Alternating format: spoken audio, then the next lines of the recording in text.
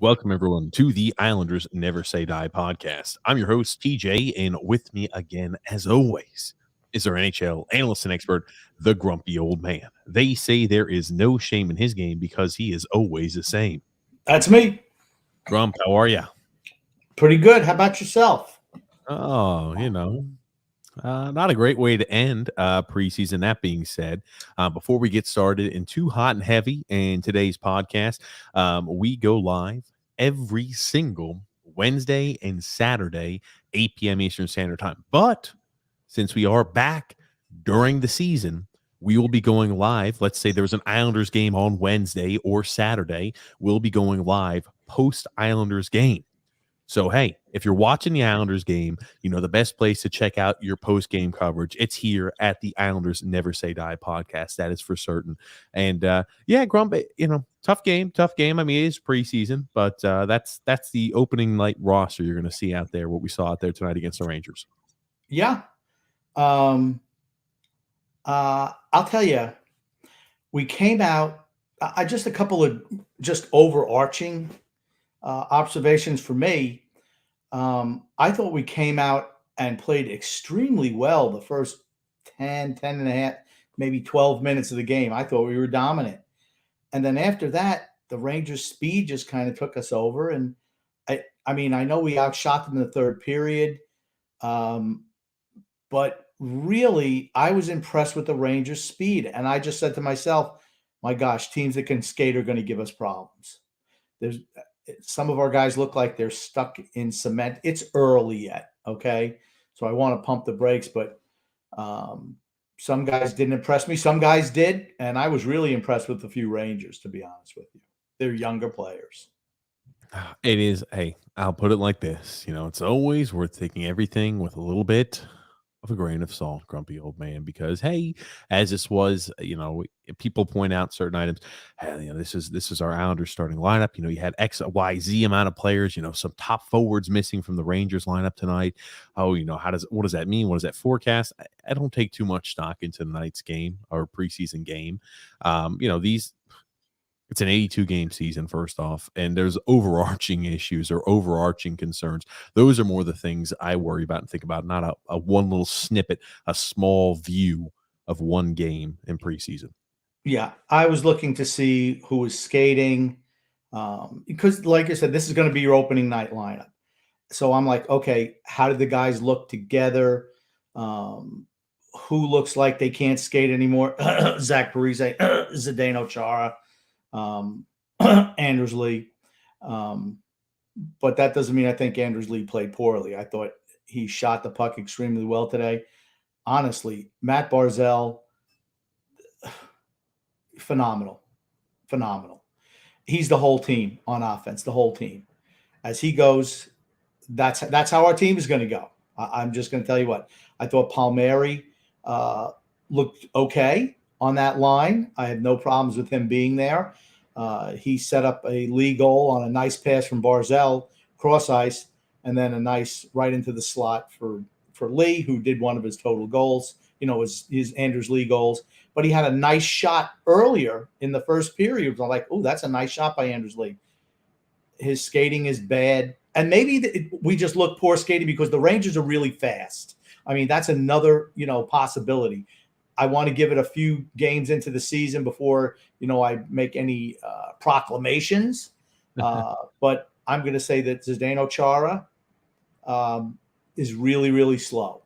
It seems like he didn't improve from last year at all. I didn't expect him to. But I was really disappointed in Zach Parise. I'm sorry, he can't skate either. I don't know how much money they wound up paying him, but whatever it was, I mean, if people are expecting 15, 20 goals out of him, I just don't see it. I'll be honest with you. His time has passed. Well, before I get into that response and reply to that, Grumpy, remember the best way to make sure you don't miss out on any of the Islanders content in action is by subscribing on YouTube, liking on Facebook, and following on Twitter. That is for certain. That being said, Grump, Zach Parise, maybe... Again, 37. I think he is. I think he did bring up a good point, right? The Rangers are a team predicated on speed. They're a young team. So maybe it makes us look even slower out there on the ice. It definitely is a possibility, slower than we really are. That being said, yeah, skating is no longer one of his strong suits. That's for certain. Our whole defense pair, every single one of them, with the exception of Noah Dobson, who showed some recovery speed, we just look slow. I'm sorry. Kako has taken a big jump from last year to this year. He's stronger. He was able to, I mean, he picked Josh Bailey's pocket. Not that that's really difficult to do. And then he just walked right around Chara. And he sets up the second goal. I mean, I was really impressed with him, particularly his strength. Barzell was forced to take a penalty on him in overtime, which wound up unfortunately costing us the game. But you couldn't blame Barzell on that. I mean, I'm worried about our team speed. I really am, particularly over the course of an 82 game season. I'm concerned about that right now. Yeah. And here's the thing. We gave up 5 goals, and people will say, oh, Sorokin did this, Sorokin didn't do that. I'll tell you what, that Hedl kid could shoot the puck. He scored a hat trick tonight, and they were lasers. I'm not blaming Sorokin on any of those goals. I thought he looked calm in net. Our defense was just not good. We were not positionally good today. Like I said, I thought Pulak and Pelech. Remember last year I said, gosh, they didn't look as good as the year before. This is what it kind of looks like to start the season this year. I'm sure they'll pick it up. But right now, they just look slow and like their communication was lacking. I was disappointed in their play. Chara's old and slow. Green is what he is. And I'll tell you what, they had a penalty kill out there where they had I even wrote it down. Chara, Nelson, Bailey, and Mayfield. I'm sorry. And then later they had Parise on the penalty kill, and he was playing, I even wrote down the name of it, the do-nothing role on the penalty kill. They both played it there, where they just stand around and let guys walk around them and get in position to put pucks on net and score. I mean, Josh Bailey was miserable tonight, absolutely miserable.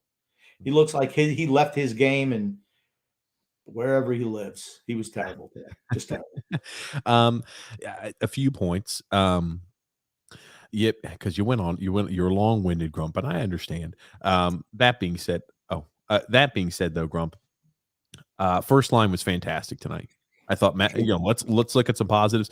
We'd mentioned beforehand. All right, how far forward did Matt Barzell take a step? Last year, we had mentioned he took a huge step forward. It didn't necessarily result in what we all had expected on the stat sheets. That being said, because he was anchored down by Leo Komarov, now that you have a more competent partner in wing pairing in Anders Lee, holy crap. I think the sky's the limit for that first line. I think the sky's the limit for Matt Barzell this year. I would expect him to put up, these might be career high numbers, talking about numbers for people who like watching how many goals and assists go up on the board. These could be career high number type season for Matt Barzell this year, all bearing any injuries. Possibly. Here's the thing. All I'm going to say is one thing. Barry Trotz is going to have a hard time benching him this year because I thought he was excellent both ends of the ice. I thought he was fantastic all around today, all around game. It's so obvious he's the best player on a team. I don't even know how close it is for second place, honestly. I have no idea. The second line, I thought Beauvillier had some jump. I thought Nelson and Bailey were just useless. The third line, Holmstrom showed some hustle. Pajot didn't show me much today, and Parise was abysmal. The fourth line, I thought Clutterbuck hustled. Casey missed a breakaway. I mean, I wasn't expecting him to score. No. And Ross Johnston got in with a little bit of rough stuff. No loss with Matt Martin being there. Not there. Yeah, I mean, with him not there, who cares? It doesn't matter. But overall, I'm just worried about teams that can skate. That bothers me because, while structurally we can be really sound, man, speed can really wreck things. And the Rangers are fast. I tell you what, Kako and Hedl were really special tonight. Really special tonight. And that worries me going forward 2 years, 3 years from now. Well, trust me. Again, we had talked about it before. Let's not talk about 2-3 years from now, because we've hit that horse, and I'm sure I'm focused on this year. Right? It's funny. I saw that Andrew Gross put out an article today saying that it is Stanley Cup or bust for this year's Islanders team. They said, "Hey, they're not going to come out and say it, but this year is Stanley Cup or bust," and they are 110% correct. He's 110% correct. This year's Stanley Cup or bust. The next 2 years are Stanley Cup or bust. You look at the composition and the makeup of this team. We've mentioned it before, and we'll mention it again. Very finite window. If they're unable to win and secure a cup over these next 2 years, you'll look at this time period and be disappointed. We're not good enough to win a Stanley Cup. I'm just going to tell you right now, we're not good enough to win a Stanley Cup. And it might be Stanley Cup or bust, but we're not good enough. We haven't done enough to improve our team in the offseason. And we looked outmatched at times, speed-wise. Like I said, the third period, the Islanders carried the play, but it felt like the Rangers, just with a burst of speed, bang, goal. Their skill position players are really good. And the first thing I thought was, man, oh man, we have to work so hard to score a goal. And these guys just have talent where, even if they're not getting a whole lot of chances, they're able to score because they just have that type of ability. I mean, the Hedl kid, I was like, holy crap. Look at him shoot he's got some shot. And Kako was just a physical force out there. Even Lafreniere didn't look out of place. And what's he? Lafreniere. Whatever he is, I don't know. I'll learn his name in a year or two when he's really good. But Lafreniere. Yeah, you always say that. I know I do. I was, when I was watching Parise out there, and everyone knows I feel Kiefer Bellows should be given a shot, but I'm like, what does he bring that Kiefer Bellows doesn't? Because he was a liability in the defensive end. He can't skate, and I just think he looks out of place. Well, and it's funny, right? You mentioned, hey, wish you got a chance. Now, did you happen to see our friends at the Islanders Inquirer and other like hockey rumor sites? They're talking about how, and this is all perpetuated because Arthur Staple and Andrew Gross came out and tweeted saying, hey, Lou Lamoriello is still working the phones, still trying to finalize his roster. And Barry Trotz said Lamoriello isn't quite finished assembling the roster. The Islanders may be looking. Who said that? I'm sorry, who said that? Arthur Staple and Andrew Gross. Andrew Gross said Barry Trotz, Lou Lamoriello is still working the phones, still working to finalize the roster. And then Arthur Staple said Trotz says Lamoriello isn't quite finished assembling the roster yet. The Islanders may be looking for landing spots in a trade for some of their extra guys. Rosters have to be set by Monday at 5 p.m. So let's see how do we translate that, right? Let's dump some more young players because we want to keep the old guys here. And we don't want to look totally embarrassed out there when the younger players are so much better and don't get a shot. But we just, if they're gone, at least people can't complain about that. That's the way I look at it. Well, let's think about that. Who are we trying to find spots for, right? Because Panik and Hickey, if I recall correctly, they were both sent down there to Bridgeport. So they're not going to let Gustafsson go. They're not going to let his PTO expire or anything like that. They're going to sign him to a contract. We have to figure that is, the plan there for him. And again, as a depth piece, not bad, but I think they're probably in the market to try to move a guy. If we think about it, who could they move to receive any type of value back? They're going to try to probably move Kiefer Bellows or Sebastian Aho. We have no idea though, but he's still working the phones trying to finalize a deal. Okay. They've killed Kiefer Bellows' value. Sebastian Aho, I tell you what, we're just slow. I just don't want to move guys who can move the puck, guys who can skate, to keep guys who can't move their feet. I'm sorry. And here's the thing. I know I said Zdeno Chara is slow, but here's the thing. You can tell he's a vet. I mean, he's solid positionally, but man, if you get where he's got to move his feet, you can beat him. And I mean, I saw it, I don't know, like 3, 4, 5 times tonight where he just got walked around because he can't move his feet anymore. Well, remember even bringing it up, right? With Matt Barzell, he made Char look foolish a few times there when we faced off against the Washington Capitals. That being said, what you have with Char, right? This is a guy who if it's a run and gun style, fire engine style hockey, that's not suited for Zdeno Chara. He is more suited to, kind of a little bit more of a zone to zone, not too crazy. And again, like when you have a chance to set up, out in the defensive zone, especially playoff style hockey, I think that's more where he feels a little more comfortable. He can kind of clutch and grab a little more, get away with a little bit more too, without having to worry about being penalized. I'm going to tell you something else I thought to myself today. Yeah. Alexander Barkov just signed an 8-year extension with Florida, 8 years, $80 million. Yeah, $10 million per about. Okay. The Islanders should be working on a contract with Matt Barzell right now for the same thing. Right now, they should be doing it. They shouldn't wait another year to get to the final year as restricted free agency. They should be doing that right now because that kid is the whole freaking team. The whole team. I mean, he's so good. Like I said, Anders Lee and Kyle Palmieri are going to benefit by his brilliance this year. For certain. They really are. Because, I mean, Palmieri, sometimes he's in the same spots as Anders Lee. I'm like, what are you doing? I feel like they're too similar in what they do. And just Barzell being able to do what he does with the puck individually helps them. But, I mean, we got to get better spacing from those guys. When we do, I feel we're much better. What did I like today about the power play unit, which was we had 13, 8, 21, 18, and 27. The speed with which we were moving the puck. Noah Dobson puts the puck on net with pace, with his wrist shot and his snapshot. That he does. The second power play unit, I was underwhelmed with it, right? Because who did we have? We had Pulak up top, which is okay because he's not afraid to shoot the puck. Then you have Nelson and Parise. Again, why? I don't get it. Oliver Wahlstrom. And that useless dog, Josh Bailey. Why is he still on the power play?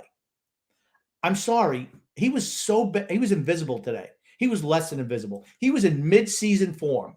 Why do you say that? A broken play, puck comes to him right in the slot, maybe 10 foot from the net, and he misses the net wildly. I said, man, oh man, effing Josh Bailey. I thought about it today. I even said to the warden, I'm like, effing Josh Bailey. I said, no matter, even a preseason game, I have to say it because that's what he does. He's disgusting. Sorry. You seem flabbergasted, Grump. Flabbergasted. We're preseason. Come on, Grump. I know, come on. But the things that I was afraid of, I'm seeing. I was afraid about our lack of foot speed. And we continue to get older and older. Your foot speed doesn't get better as you get older. And I see a team like the Rangers who, man, oh man, last year I was never afraid of the Rangers beating us. This year, man, they're young players. That's what happens when you play young players. Guess what happens? They get better from year to year. They were just tremendous today. Kako really impressed me, and Hedel. I mean, I was like, holy crap. Where were these guys drafted? Let's go ahead and change this a little bit more towards Islander geared, Grump, because I do think that certain players stood out and they played well. I think this preseason we've seen a few things, right? Matt Barzell looks fantastic. He looks every bit forward to elevate his game and to where he'll be, an elite caliber player, to where he will be recognized across the league as an elite caliber player. I think he's ready and elevated to take that step. I think, again, Anthony Beauvillier has looked great this preseason. That's a guy I want to see be able to continue to build off of this. Oliver Wahlstrom tonight had a much better game too, right? They talked about, hey, Oliver Wahlstrom, he's looked sluggish. We haven't liked this. He's not done a good job away from the puck, etc. Blah, blah, blah. I thought he looked good tonight too. And that's a guy, again, like you look at certain players that have to be able to step up and elevate their game. Right, Anders Lee returning back, having his presence is always a plus over Leo Komarov. But there's certain players that have to elevate their game for us to take that next step over, the next step above where we were last year. That the Oliver Wahlstroms have to continue to improve. The Anthony Beauvilliers, the consistency has to be there, and Matt Barzal has to do what we saw tonight. Yeah, but the core of our team is not those players. It's the aged vets. I mean, and that said, I thought Anders Lee, even though he looked really slow, I mean, I thought he looked good out there today. He was engaged in front of the net. I'll tell you what, the Keandre Miller kid was really putting the body on our guys down low. He really was. Where last year I thought we overmatched him. This year, he looks like he learned a little bit from last year. But that said, I thought Anders Lee was good in front of the net, doing what he does best. And the first goal that he scored was a nice shot from distance, too, from distance. And I was like, ooh, nice by Anders Lee. And I said, I thought Palmieri grew into his role. I like the speed of the first power play unit. And I think that benefited from having Dobson up top and having Barzell on one side. I thought they all looked good together. Honestly, I thought that first power play, the second one, not so much. I was disappointed in, like I said, Bailey's game and Nelson's game, but Bavillier was playing with real speed today too, and that was really good to see. Like I said, defensively, the first unit struggled a little bit. I thought Dobson played really well. I think Char will help him grow his game, but his foot speed is bothering me. Andy Green was what he was. I just don't want to see at any time Chara and Mayfield out there. You're just asking for trouble.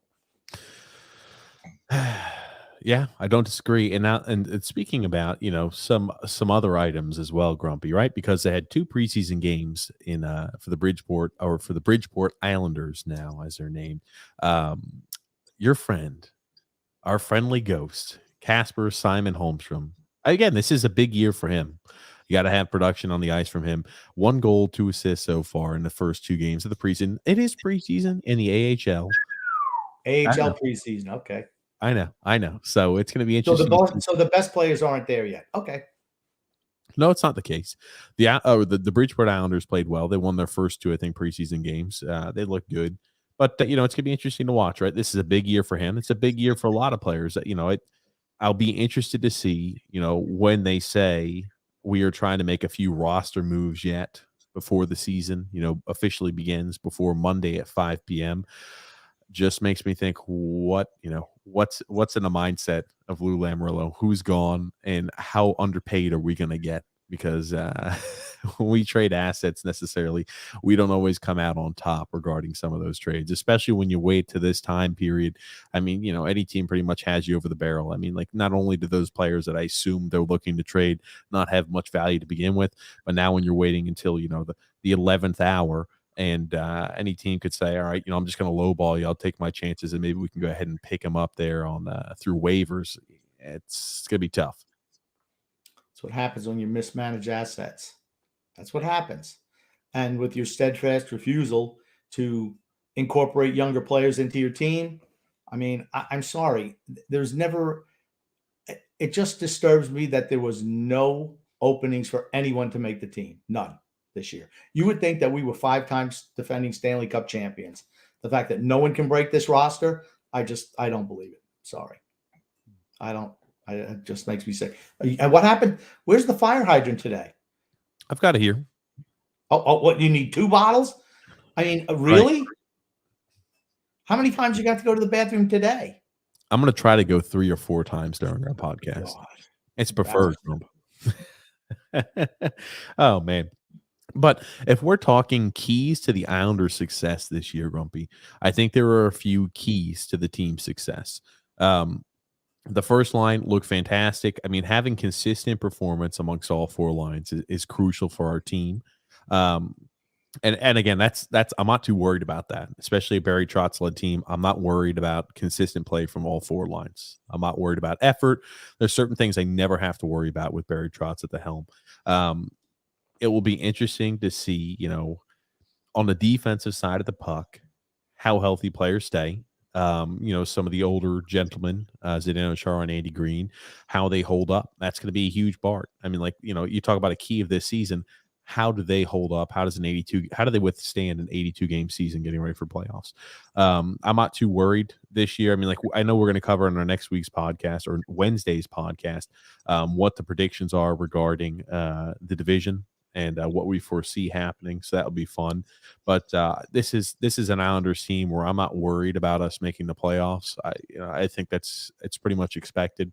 I think, I feel very confident that will occur. Yeah, I think we'll make the playoffs too. But do you want to know the thing that was most disturbing in the whole game tonight? It was when Matt Barzell scored to tie the game just before the end of regulation. They flashed into the crowd, and guess whose big fat bold face I saw with the Islanders cap on it? Who's that? Tommy Baffy. Coach Tommy B. I saw him empty out trash out of Lou Lamoriello's box. But no, seriously, I just heard the Ranger fans were more vocal than Islander fans. And I'm like, I mean, I understand why, Connecticut is so close to the city that, a lot of Ranger fans live there. But still, I mean, gosh, even in your minor league affiliates home building, you get out cheered by the opposing team. I mean, come on, you got to do better than that. Well, yeah. Well, here's the thing, though. Again, you're right. I think exactly you're right, and I'm not too worried about it. Even sometimes at Islander games, I mean, when we were struggling, I mean, you'd still see Ranger fans come out in droves as well. And I tell you, it got a little chippy. The game got a little chippy there too, grumpy old man. Yeah, without a doubt. I mean, Ross Johnston got in it with Noonan at the end. I tell you what, some of the refereeing was weak today. For certain. I mean, you saw that call on Chara. Oh my God. Was terrible, and it leads to a power play goal. But okay, why? Because the Rangers can really move the puck. I mean, that's one thing you learned today. They can move the puck. That's Gerard Gallant for you. They're always going to be able to move the puck. And you saw the difference between him and College Quinn as coach. But like I said, I thought the penalty that they called on Ross Johnson at the end, he got punched in the face by Rooney. Punched right in the face. And somehow Johnston goes off.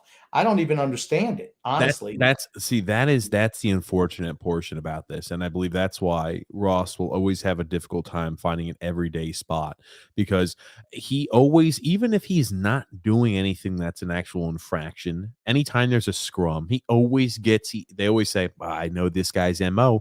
This is the guy who fights. I know this guy, Ross Johnson. Send him off, send him right to the sin bin without him even committing any type of infraction. That's how it is. And I'm not saying it was a poorly officiated game on whole, because it wasn't. But just to see a penalty like that called, even in the preseason, I mean, and Chara called is like he dove, and he absolutely did take a dive. I forget who the Ranger player was, but he certainly did take a dive on that. I'm like, how are you calling that on Chara? I don't understand it. Frustrating, just frustrating. Yeah, I mean, I do want to hear what other thoughts you have as preseason ends, Grumpy. Before, again, because this next Wednesday, it's gonna, or this next Thursday, first game for the Islanders going to be at PNC Arena in Raleigh, North Carolina. An important year for the Islanders for certain. Hey, hockey's coming back around. It's a little bit of a sour taste in our mouth, to end the preseason. That being said, how crazy was it that the Prudential Center had the electricity issue there for the Devils and the Islanders, and the Devils were unable to match up? It happens. You know what? I mean, thank goodness it was an exhibition game and they could just cancel it. I'm sure the Islanders were going to play some of the younger players. How did that affect their chances of making the team? Not at all. It doesn't matter. That team was set in stone at the end of last offseason. So there were no changes that were going to be made. But my overall, and like I said, I don't want to put too much into this, but I look at this as a full dress rehearsal for the regular season, where both teams were playing their starters ostensibly. And my thing was, okay, the Islanders in the last couple of years have been able to control pace and style of play. It was not the case tonight. And I don't know if that was just because the Rangers, they were caught off guard by the Rangers, perhaps, or maybe we're just not able to do that as consistently as we have done in the past. And that's going to bear watching the first, couple of weeks of the season, I feel. I mean, I thought we got a little bit into the run and gun, or as much as we could do. I didn't think we were solid defensively as we usually are. Well, yeah, that run and gun style is not a style we will ever be successful in. It's just not. I mean, the only time we're able to be successful is another team tries to enact that. And again, we're hemmed up in our defensive zone. We always play the bend, don't break style on the defensive side, right? That collapsing style in front of the net. No easy shots, no high danger scoring opportunities there for opposing teams. And again, we funnel all traffic to the outside where the perimeter beats and the shots aren't as deadly. And, you're able to catch them. When opposing teams make a mistake, you catch them going the other way on the odd man break and you score and you make it capitalize during those time periods. So, it is. I'm not too worried about it. It's preseason. I'm not worried about it, but I guess, like I said, for me, the big takeaways: Matt Barzell. Remember last year we said here to here? He took a big jump. It looks like he's even taken a bigger jump this year. Thoroughly dominant on the ice, really creating chances for Lee and Palmieri. I expect big things from that line. I was worried a little bit about Palmieri. Not worried, but I didn't know if he could duplicate what Everly did because Barzell and Everly had such good communication. But it seems like Barzell has taken another jump, and maybe Palmieri's not there yet. And I'm afraid sometimes you get a little bit of duplication between he and Anders Lee. I know you said that earlier. Yeah, right. I'm just summarizing. But like I said, I thought that they kind of opened up a little bit later, particularly on the power play, which was a nice tic-tac-toe deal between those three. So I'm not worried about the first line, second line, Bavillier, and the other two clowns. I'm the first couple of weeks are going to be pivotal for us. Are we going to see what we saw tonight, being caught up playing another team's game, or are we going to be able to button it up and play our style, Islander hockey? We're going to button it up. We're going to play Islander style of hockey. Okay. It's preseason, man. Okay. Yeah, but I'm not too worried about that. What we saw tonight, and here's right. Let's think about it. They go out tonight, and trust me, every single one of those players know they all think and know the exact same thing we discussed, right? That is not our style. You know what Barry Trotz comes in when he comes in the locker room? He says, we did not play our style of hockey tonight, guys. I mean, it's pretty obvious. I mean, hey, we did outshoot the hell out of the Rangers, and that's terrific. We were playing from behind for, large stretches here throughout tonight's game. But we've got to play our style. Even when we get down, even when we're down a goal, we cannot compromise our style to try to match another team's style. Right. But was that because we just didn't come out to play our style today? Like, because I look at today's total dress rehearsal. Preseason. Okay. That's why it's preseason. Okay, but it's the last preseason game everyone was playing. I would have wanted to see us at least dictate pace of play. And was it because the Rangers were just so much faster than we were that it happened? Or was it something on our end we weren't playing up to our capability? I'm just saying the first couple of weeks, I'm going to be interested to see how the team plays. That's all I'm saying. Okay. Eyes on Isles. We apparently have a few writers. Apparently, you're trying to intimate a writer there from Isles on Isles. Grump, I tell you, you're trying to grasp at these straws. I'm not worried at all about us playing our style. I'm just not. Okay. That's one of those that go in the locker room saying, "Hey guys, we did," because we even mentioned it, right? Pellick and Pulak didn't look great tonight. A lot of players didn't look all that great tonight. And you know what happens, right? It's preseason. Clean slate. No worries, not affecting us. In one ear, out the other, getting ready there for, the start of the NHL season for us on October the 14th. Okay. I don't take too much into it. We've looked very good as a whole this preseason. That being said, there's a few items, as we talked about, that were the keys to the season, right? Anders Lee being back on that first line, seeing how Matt Barzell continues to take a step forward, as well as some of the pieces on defense. I'm still interested to hear, what happens or how badly sore or injured Simon Varlamov is.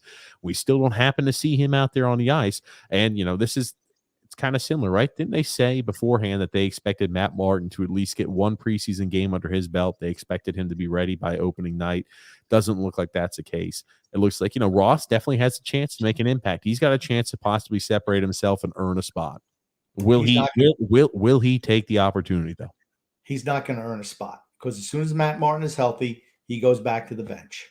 That's what's going to happen. Don't delude yourself. You thought we were getting Tarasenko all offseason. You were thinking Oliver Wahlstrom had a chance to maybe play on the first line. No chance. Whoa. I never said that. I called everybody who said that freaking nuts. I said nobody's using their brain thinking Oliver Wahlstrom play. Just think about the MO of Barry Trotz. The guy, I'll say it again, the guy was benching Oliver Wahlstrom for 8-10 minutes of span and letting him sit up there in the stands, eat popcorn. Now, they had Travis Zajac down there on the ice on the third line. They weren't going to elevate a kid like that who was playing 11-12 minutes a night to first line minutes right off the bat. It's not going to happen. Expect him on a third line all year unless injury happens. I was just seeing if you were paying attention. I am paying attention. It was yeah. That being said, was it because the teams with speed are going to give us problems? We just look slow. I'm sorry. I mean, as a unit, we got outpaced today. You sound like a mockingbird. I got you. You said we sound slow multiple times. Well, you don't seem concerned. If you seem like an ostrich, a guy who's got a bird who's got his head buried in the sand. I'm just telling you what I feel they distress me. I'm not worried about the speed. I'm really not. I'm not worried about the lack of speed. What I'm worried about is how the whole team handles an 82 game season. I care less about the. I could care less about the speed. I could care less how the Jets struggle. I can care less about the Jets struggles. I could care less about the team speed. We know we're not a very speedy team, Grump. Okay, is this news? But here's the thing: if we've lost the collective step as a team, that means we can't be positionally sound because we're getting beat around the ends. You see what I'm saying? Which opens up opportunities in the middle. That's what seemed like that's what happened to me today. Their team speed got us off of our game. We could not match it. We were scrambling to try to cover, and that's when we get in trouble. That's why Carolina gives us problems. That happened today with the Rangers. We also could have used a nice save or two there by Stroke. He didn't have a great night tonight. Let's be frank. Okay, all those shots were bullets. He was not making any of those saves. I'm just gonna say this here too. Grump, do you remember when we would say when you're shooting from the freaking blue line, you got to make a save every once in a while? Same exact rule applies there for Sorokin. Same rule applies for Volumov. Same rule applies for Sorokin.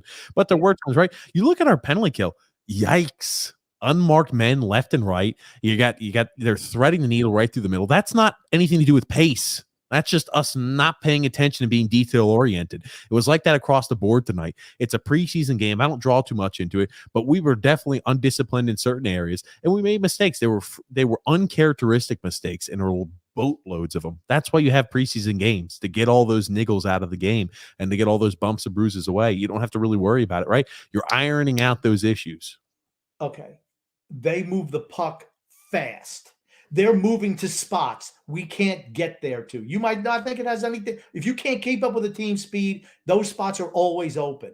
That's what happened today. And I don't blame Sorokin on any of the goals. Not one. Not one. They were snipes. That Hedl kid can shoot the freaking puck. I'm telling you right now. That kid picks corners from spots. He's good. He's better than I hope he was ever going to be. That's for certain. The kid can shoot the freaking puck, and he can move. Oh man! Well, I told you we knew that. I mean, the Rangers are going to take a step. We were dominant. We dominated the Rangers last year. We did. We absolutely did. I don't think the same dominant fashion we're going to see this year against the Rangers. Again, you talk about College Quinn was a hideous coach. The Rangers, just by adding a coach, we saw what adding a coach did to our team and our roster and our production. Overnight, completely transformed the success on the team, right? I'm not saying that you're going to see the same overnight success there with Gallant for the Rangers, but you should expect them to be a more competitive team. They've got the pieces, but they didn't have the production, and now you bring in you bring in a more bona fide head coach, not the College Quinn, and you're going to see better results out of them. It doesn't bother me at all that in preseason we looked and made some uncharacteristic mistakes, right? If we're talking about 10, 15 games into the season, we're making those same mistakes, and our penalty kill looks uncharacteristically bad, then we've got issues. But I'm not. It's a one-off. It's preseason. Okay. I mean, I'm willing to let that go. Like I said, for a dress rehearsal, I just thought we performed a little better. And here's the thing. The Rangers didn't even play Zibanejad or Panarin. I mean, and I don't think the Rangers are good enough defensively. I just don't. I think they're better defensively this year than last year. But I think if you have a powerful line out there, they're still going to be running around with chickens with their heads cut off. You saw it today when Barzell was out there. So that's their Achilles heel, is still their defense. But their young players have started to step up. That's a concern going forward. That's all. Remember, we're only looking for 2 years. So going forward, if you're talking 5-10 years down the road, that is going to be an issue. But here's the thing. We've talked about it. We've yelled from the rooftops. Ladies and gentlemen, the fall from grace is hard. In fact, we've been yelling out there for years and years, Grumpy. We've been yelling this same exact song and dance for the last 2-3 years, that when it falls, it will be a hard, fast, and ugly fall. We've talked about it, right? There's no point to keep bringing it up. No reason to, because I'm only looking for these first 2 years. Yeah, the Rangers 5 years from now are going to be fantastic. if they're able to go ahead and get players to perform that they've drafted, and if they can, reach their potential, that'd be fantastic. I didn't realize I just didn't realize that we were disbanding the franchise in 2 years, in your opinion. I didn't realize that. My mistake. Well, in 2 years, don't even get me started looking more than 2 years down the road. I mean, Lamoriello will probably maybe be gone after that. I mean, like, think about it. If we're no longer cup contenders, what's the point of keeping Lamoriello? What's the point of still having him there, right? He'll be in his 80s. That will be, I think this is his ideal portion to come of the Islanders where, hey, I'm going to be a general manager for, however long this finite window is. Hopefully I can win one more cup and then, sail off into the sunset. And then they'll put Fredo in charge. How's that No, they're not going to put Fredo in charge. Yeah, Fredo's the next GM. You watch. Mm-mm-mm. But Brett Thompson, you mentioned Bridgeport, right? Won their first 2 games. When was the last time they've won any games? I can't even remember. But you know what? This is his last year there. All of his assistants were fired. They brought in all these guys from the Devils. And Thompson's the last man standing. And he knows this is the last roundup for him if they don't win some games. Oh, here's the thing, too. Like, I'm picking on you a little bit when I'm saying, Simon Holmstrom off to a great preseason. A preseason in the AHL doesn't mean anything because you still have guys that are going to be playing at the ECHL level that are on those AHL rosters. I mean, that being said, it is a big year for Simon Holmstrom. He'll never, in my opinion, the max you could ever hope for a guy like Simon Holmstrom is maybe, I'm talking about max, Grump. Max, the very max, is you're looking at maybe a second line, third line guy. I mean, third line is probably where he's more comfortable, but I mean, I'm talking about the max he'll ever reach is a second line guy. He'll never be of the quality of the Arthur Kalievs, the Philo Tomasinos, the Connor McMichaels. He'll never be of that quality or that ilk. That's just something I've accepted. And again, anytime he's doing well, I hope he's successful, right? He's a guy we've drafted, but it's a freaking huge year for him because the funny thing is, as all those guys, the McMichaels are fighting for spots in camp right now, the Tomasinos are fighting for spots in camp, the Kalievs are fighting for spots in camp right now. Simon Holmstrom, we automatically knew there was no chance in hell. Even if he was on those other teams, no chance in hell. He's at least 1, maybe 2 years still away. While those other guys are scratching at the door. You look at the Washington Capitals. That's a playoff caliber team. Not so same with the Nashville Predators and the Los Angeles Kings, but the Capitals are a playoff caliber team. Yeah, but in 2 years, Casper should make the big team because that's when we're falling off the cliff or disbanding the franchise, however you want to say it. Yeah, and there he'll be. Yeah, I guess you're happy then. No, I'm not happy, but I can look at it like this. It's like I'm trying to think. It's like you're on a team and you're able to see how the makeup looks, and you say, "Oh man, it's gonna get really freaking ugly 2 years from now," and we all know that. But let me just focus in on the now because no matter what we do, no matter what we say, it's not going to change the ugliness that will occur 3-4 years down the road. And again, maybe we'll be able to pull off some cap wizardry. Maybe we're going to hit on every single draft pick we have, and maybe we'll be able to offload some of these guys that are, on veteran contracts. Let's say they've got 1 year left. We're able to offload them for some draft capital. But I'm trying not to worry too much 3-4 years down the road when we're a team that's a Stanley Cup competitor now. Okay, you can believe like that. That's fine. Like I said, if you were going to go all in, you do everything you can to acquire a Vladimir Tarasenko. That's what you do. If you're all in, that's what you do. You don't halfway just dip your toe in and decide, okay, a 44-year-old Zdeno Chara and a 37-year-old Zach Parise, that's what's going to put us over the top. If anyone watched this game today, you're screaming for the exits. If that's what you think, because they don't improve the team. They absolutely do not improve the team in any way, shape, or form. No, man, I'm telling you. Here's the thing: don't get me started on Tarasenko. You and I both agree the same exact way on that one. Man, I swear to God, Grumpy, one bad preseason game, our first preseason loss, and here he is. No, it had nothing to do with the win or the loss. It had to do with how we played structurally. That's what was my concern. I'm just telling you that not the win or the loss. I didn't care about the win or the loss. It was how we played structurally. And we just didn't look. It looked like the Rangers' speed unnerved us structurally. That was my point. And I just want to see over the next couple of weeks if that's truly the case or if it was just a one-off. That's It's a all. one-off. It's a freaking one. It's preseason. Okay. Any other game we've looked fine in. Here are like, oh man, I'm not sure how this is going. Oh man. So Come if on. Carolina, who certainly has the ability to do the same thing, does that to us on Thursday night, what are you going to say then? It's just a one-off. Here's the thing. Okay, first off, you overhype the living hell out of the Carolina Hurricanes. I'll get to that. But here's the thing. If that happens again, then I'll be looking for it. I'm not sounding the alarms. I'm not getting ready. If we're over here and I've got my hand on the alarm. You've already got your freaking hand on the bell, ready to start ringing that. Watch out! Watch out! We're not playing no pace. And he's about ready to ring the bell. Goddamn, one preseason game. I'm watching it. I'm watching out there. I'm watching out there further on down the road, seeing if any intruders are away. I'm on up the stairs already of the bell tower, getting ready to start hammering that thing in preseason. I do want to say, overvalue the hell out of the Carolina Hurricanes, right? It's important to say the Hurricanes lost Nedeljkovic. They lost Dougie Hamilton. They've lost a lot of pieces. They did add some, but again, I feel like they do that every single summer and they come back better and better.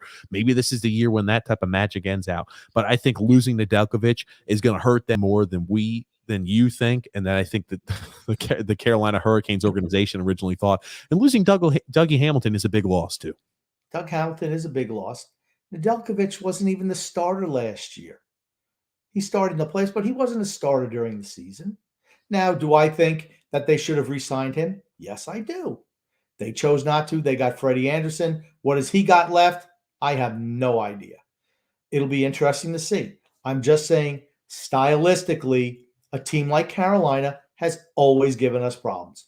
Always. That style gives us a problem. And I just want to see if it's less of a problem this year, more of a problem, or just same old, same old. It's same old, same old. And I'm not going to be more of an issue. It's not going to be less of an issue. It's still always going to be an issue. You talk about, though, Nedeljkovic not being a starter. I mean, hell, I know we only played 23 games.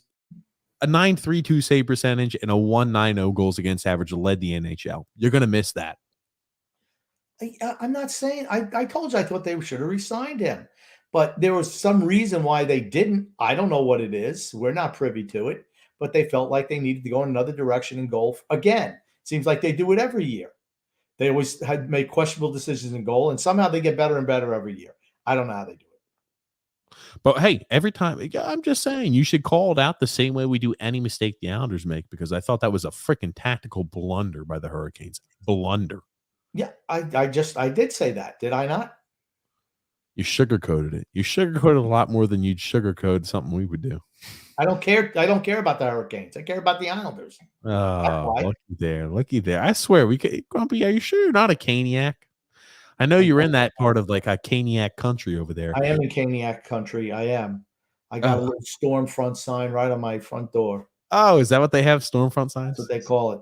I'm one of the idiots, right? And everyone who listens to this podcast can attest to that. I'm an idiot.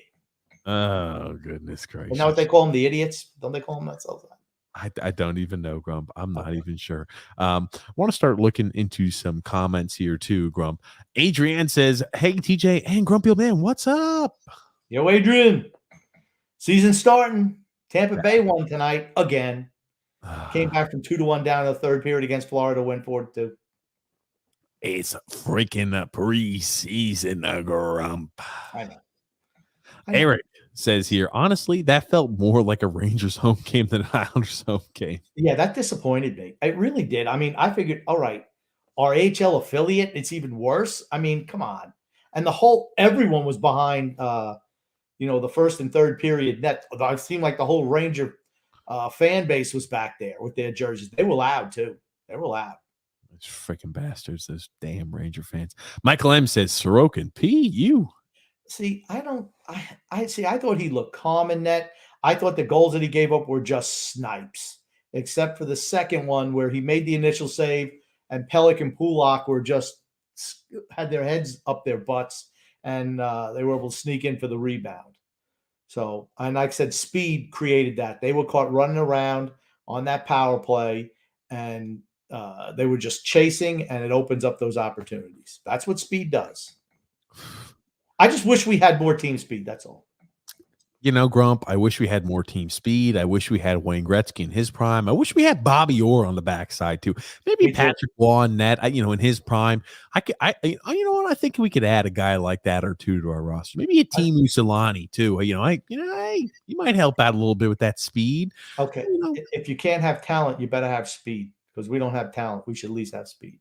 Oh, so you got 37-year-old Zach Parise skating around with an ice box on his back. Zdeno Chara looks like he's been dropped into the ocean, sleeping with the fishes with the cement on his feet. I'm sorry. But here's the thing. In defense of Chara, he doesn't look any worse this year than he did last year. Not at all. That's exactly what he looked like last year when he was finished. That's what I said.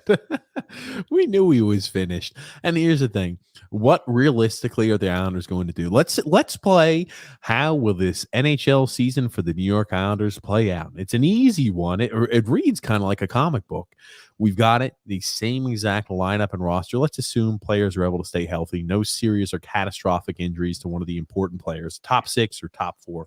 At the NHL trade deadline, you can bet I will guarantee and promise you the Islanders will be making a trade there for a left-handed defenseman. I promise you, they'll be making a trade for a left-handed defenseman. They will be giving up a first, possibly a third-round pick additionally, maybe a first and a third, or at least a second to add a left-handed defenseman. Remember, defensemen at the NHL trade deadline are expensive.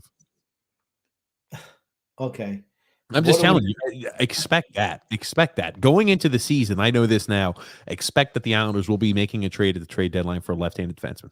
Book it. Okay. I hope not. I mean, is that what they brought in? Our latest hero, Gustafsson, is that what he was brought in for? Savior. You read some of the Islanders media cartel like the Inquirer, savior. I love how they say, oh, he had 61 points in a year, 3 years ago. Okay, well, 61 points back for the Chicago Blackhawks. Could you believe it? Well, guess what? Since then, he's had 41 points in 2 years. So it's like, come on. What is it? More like his average is 20 points a year, or or is it just the aberration where he scored all those points? Is that what he's more like? I tend to, side on, what we do year after year. That's what I believe in. Oh, Zizekas, right? The 1 year he scored 20 something goals, had all those things.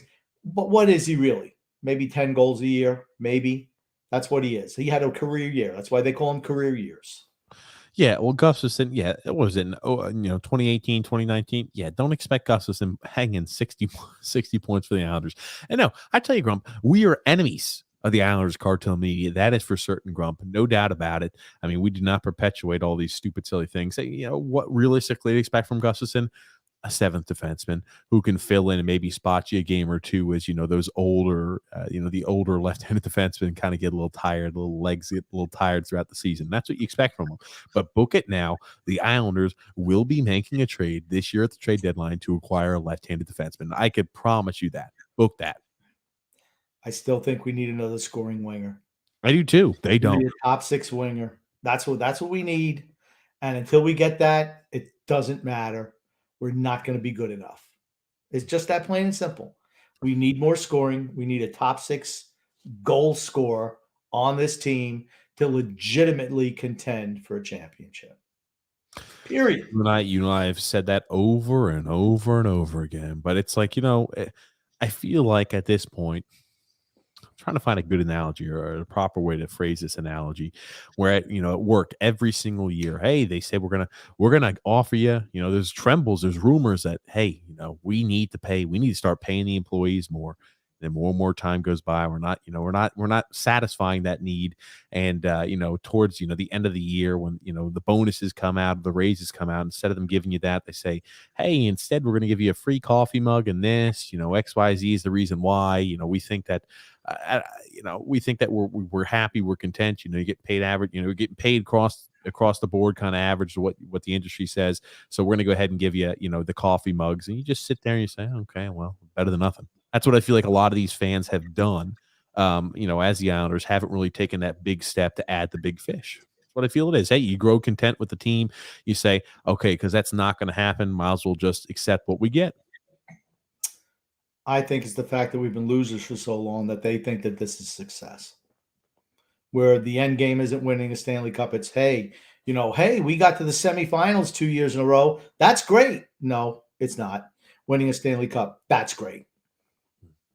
Brett W says, "What's up, guys? Tough loss tonight. Glad it doesn't count." It means nothing in the old world. Matt Ian says, "Only preseason and a weak sauce call on Barzell." Yeah, I didn't really think it was holding, considering on Casey's breakaway. Certainly, he got slashed on the wrists, and they didn't call that, which I thought they should have. Mm-hmm. Brett W also says, "Chara looks like a dinosaur out there." True. He's not lying.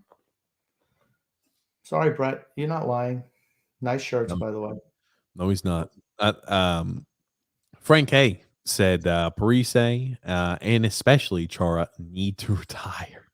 Not as long as they can get contracts on the island. I won't go that far. Here's the thing. Parise, he can't skate. That's the biggest disappointment there for him. I was hoping, hey, he still had a little bit left in the wheels, a little bit of tread left on the wheels, could still skate. I don't doubt his ability, his wrist shot. I don't doubt that, his stick handling abilities. Those are items I'm not too worried about. He could bring a little offensive punch, but yeah, his skating is not terrific right now.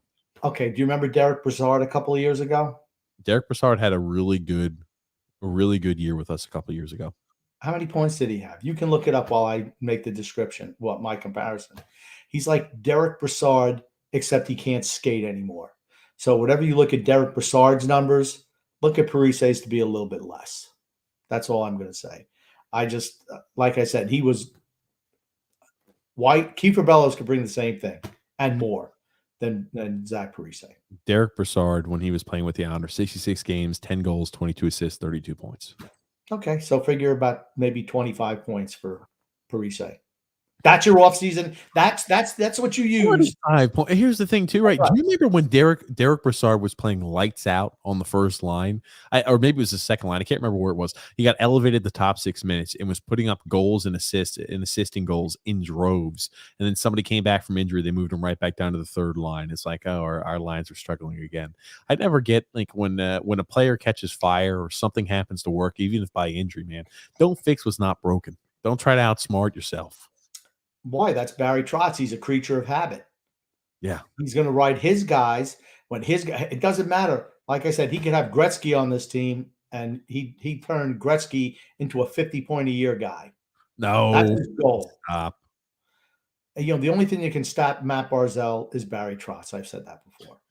The only thing that could stop Matt Barzell is Barry Trotz and Matt Barzell himself. That's the only people. And William C. said, Chara looks slow and is a liability. Sorokin, I don't know. He looks shaky. See, to me, I didn't think Sorokin looked shaky. I thought that they gave up too much space, and they were just clean snipe shots. Every single one that scored, with the exception of the second one, where there was a little bit of rebound. I thought his rebound control was much better than it was last year. I thought the defense in front of him was not good tonight. The Rangers had way too much open ice. That's not Islander hockey tonight. Then Rich A said Chara trash, Parise trash, Green trash. True. True. He's not lying. Man, oh man. Preseason. Matt 44, 37, 39, or 40, whatever Green is. That's why they're trash. Matt Ian said Dobson was great. And again, I told you, he's looked special. I think you expect a big step forward out of him this year, too. He looks like he did before he got COVID. He looks way more confident on the power play, way more confident, period. There are still some stretches where I think he floats a little bit that he needs to continue to work to get out of his game. But I thought he played extremely well tonight. Absolutely. Absolutely, Rumpel, man. And how old is he? 21? Frank A says the penalty kill was pitiful. The Islanders will have severe issues with speed. Wait till they play Colorado. And that's my concern. That's always been my concern. Teams with speed and forecheck are death to us. They always give us trouble. Mm-hmm. And the penalty kill, I thought the penalty kill, some units were better than others. But I feel that the Rangers' team speed and the way that their puck moving ability just got us discombobulated. Cannot let that happen. It's preseason. Parise cannot play on penalty kill. I know. I'm Barry shocked. and I'm Lou, freaking shocked Parise was on the penalty kill. I'm like, what the why should you be shocked? Here's the thing. Are we just trying out some of these items too? Because it's preseason, the game doesn't mean anything. Hey, we want to see, let's say we're in a pinch and we need to put, Zach Parise out there in a penalty kill. We can go ahead and rely on him.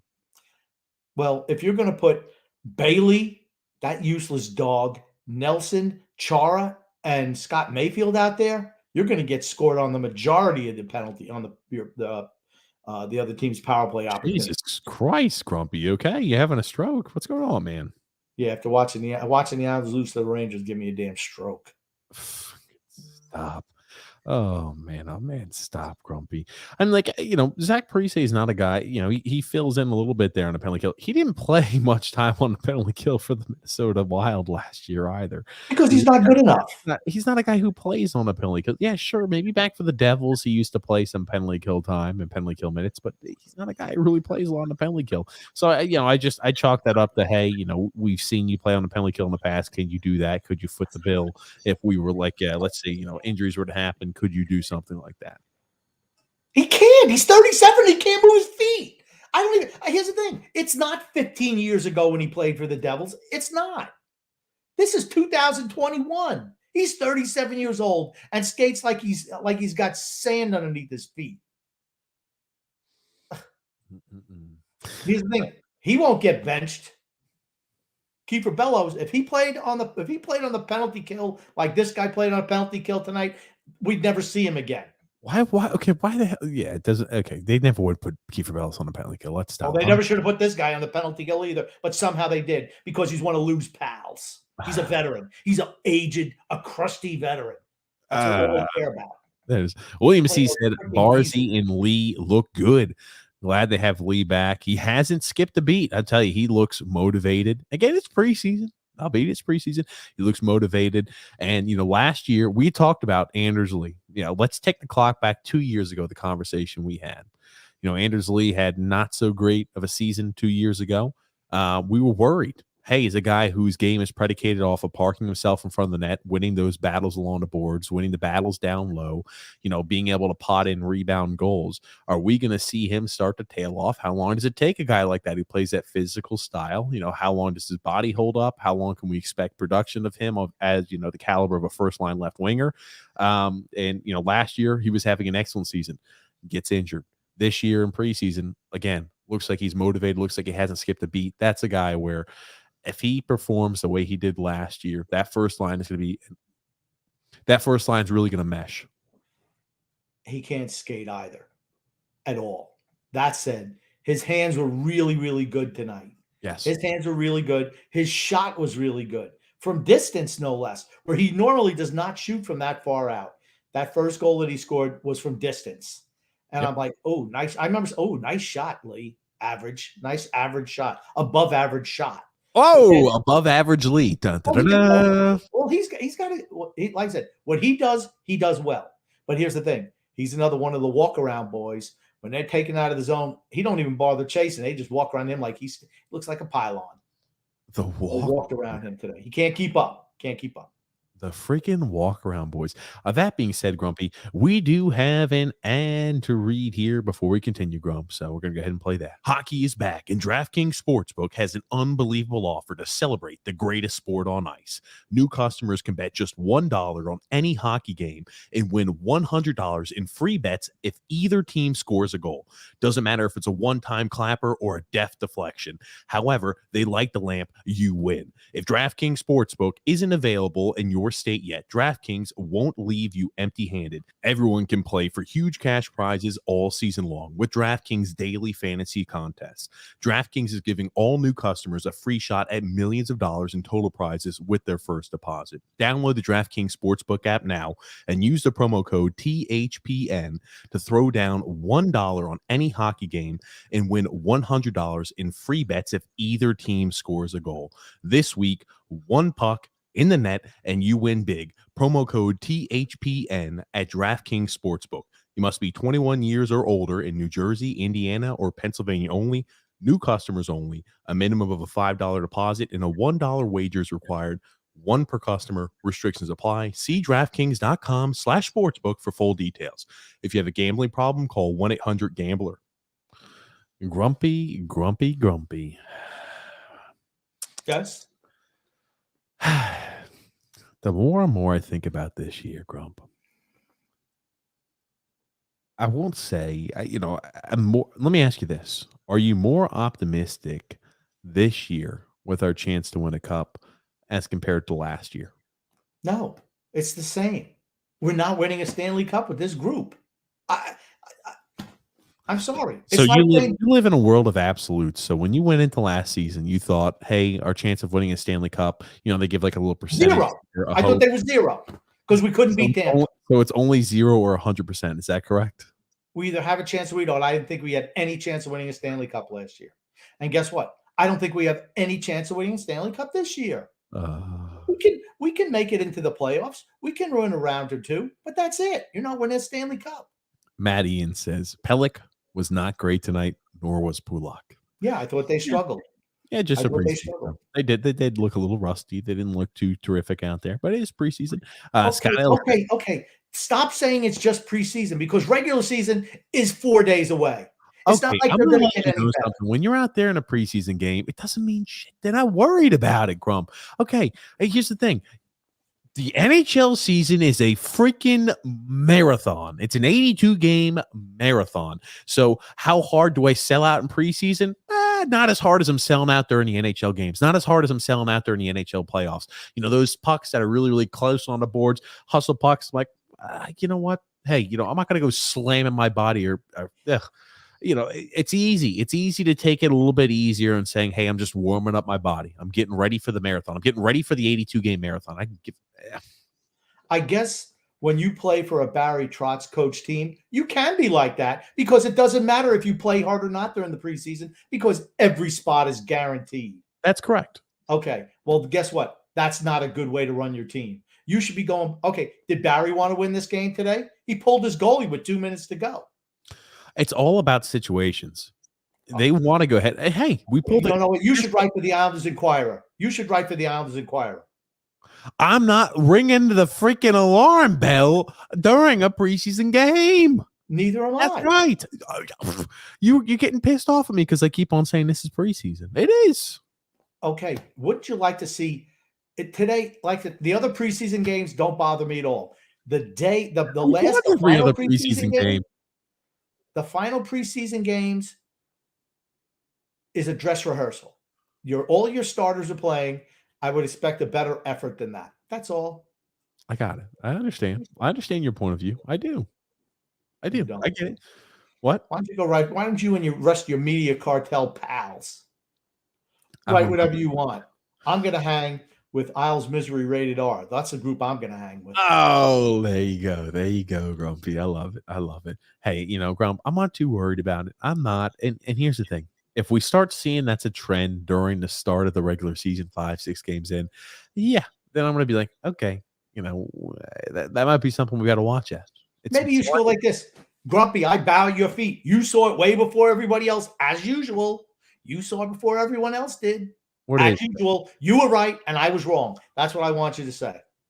You were right and I was wrong. What do they say? Grump thinks he's ahead of the curve. I am the curve. Looky there. I am the curve, Grumpy says. Scott L. Notice who the Rangers had in overtime. All kids, unlike our dinosaurs. I tell you, it always shocks me, right? Overtime is all about speed. Your fastest skaters should be out there across the board, no matter what. Always the fastest skaters should be out there in overtime. When it's a 3-on-3, everybody who can skate needs to play. I don't care if they score. I don't care if, they're great defensively. The people who could skate have to be on the ice in 3-on-3. All the kids, all their kids. That's what happens when here's the thing. If those guys played for the Islanders, they'd still be in the minors. No shot of making the team. And these guys are contributing in the NHL level here. Why? Because you let them learn on the fly in the NHL when they're on their rookie entry level deals. That's when you want to get max production out of those guys. We don't believe in that. For everybody with their bingo board at home, you can mark that one off again. Woo, go ahead and mark that off. Check it. Michael M says Chara is slow in his positioning, but his positioning made up for it. Did fine clearing out the puck, and he also said 5 goals on 19 shots, with maybe 1 or 2 being high danger. It's not the defense. Sorry, Grump. I just think that if you back off a guy or a guy's got a wide open shot and he's able to snipe corners, I'm sorry. That's not on the Varlamov wasn't making those saves either. I'm just going to flat out tell you. He wasn't, but we give Varlamov slack. We give Varlamov criticism when that happens. I'm going to do the same exact thing when it happens. I don't give him criticism for that. I say he's a solid goalie who benefits from the system. When the system breaks down, sorry. And the system broke down tonight. It was only 19 shots, but as far as that kid can shoot the puck. That needle kid can shoot the puck. I mean, I was like, holy shit. When was he drafted? When was that kid drafted? What round was he drafted? Grumpy, Jesus freaking Christ. I tell you, Grumpy, why don't you ever speak so glowingly of certain players on the Islanders do? Like, because we don't put the puck in the net. None of our guys put the puck in the net. None of our guys can even put the puck on net. That's why you don't hear me saying it. What was the last time anybody on our team had a hat trick? This kid had a hat trick in an exhibition game, playing against one of the best defensive teams in the league. Hat trick. And they were all snipes. That's why he's getting praise from me. He was drafted in 2017, Grumpy. Okay, think about this. Heedle's a guy who's never scored more than 14 freaking goals in his NHL career. He's 22 years old now. We played against the Islanders every night. He'd have 400 a year. Freaking stop. Oh my God. I'll tell you, and one thing too is cool about it, Matt Barzell lights it up against the Rangers even in preseason. It doesn't matter when he plays the Rangers. He always has fantastic performances against the Rangers. He was tremendous. Worth the price of admission. He's special. He is something special. Again, he's one of the most talented players we've seen on the Islanders. Definitely one of the most, I want to say he is one of the most entertaining players we've seen on the Islanders since what, Palffy? Better than Palffy. Way better than Palffy. I've said before, he's the most, I would say, electrifying individual skill maybe since LaFontaine. Wow. That's how far back I'll go. Individually gifted. As much as, I love Trottier, Bossy, Potvin, this kid is individually phenomenal. He can do it all. And now he was really, and I know it's only preseason, but he was impressive back checking, stick checking guys, picking their pockets. I thought he was fantastic. Having him motivated on both sides of the ice, Jesus, man, oh man, if Barry Trotz has finally gotten through to him, where we're going to see again an electrifying Matt Barzell, a full 200-foot game, watch the hell out. Watch out. Okay, if this team was Bad News Bears, look at 115. We're not the Bad News Bears. I'm drawing a comparison. Okay, Matt Barzell would be Kelly Leak. Okay, and Josh Bailey would be Rudy Stein. That's who he'd be. Just let the puck hit you. It hurt me. It hit me in the shoulder. It hurt me. Let it hit you in the back this time. I don't want to. It hurts.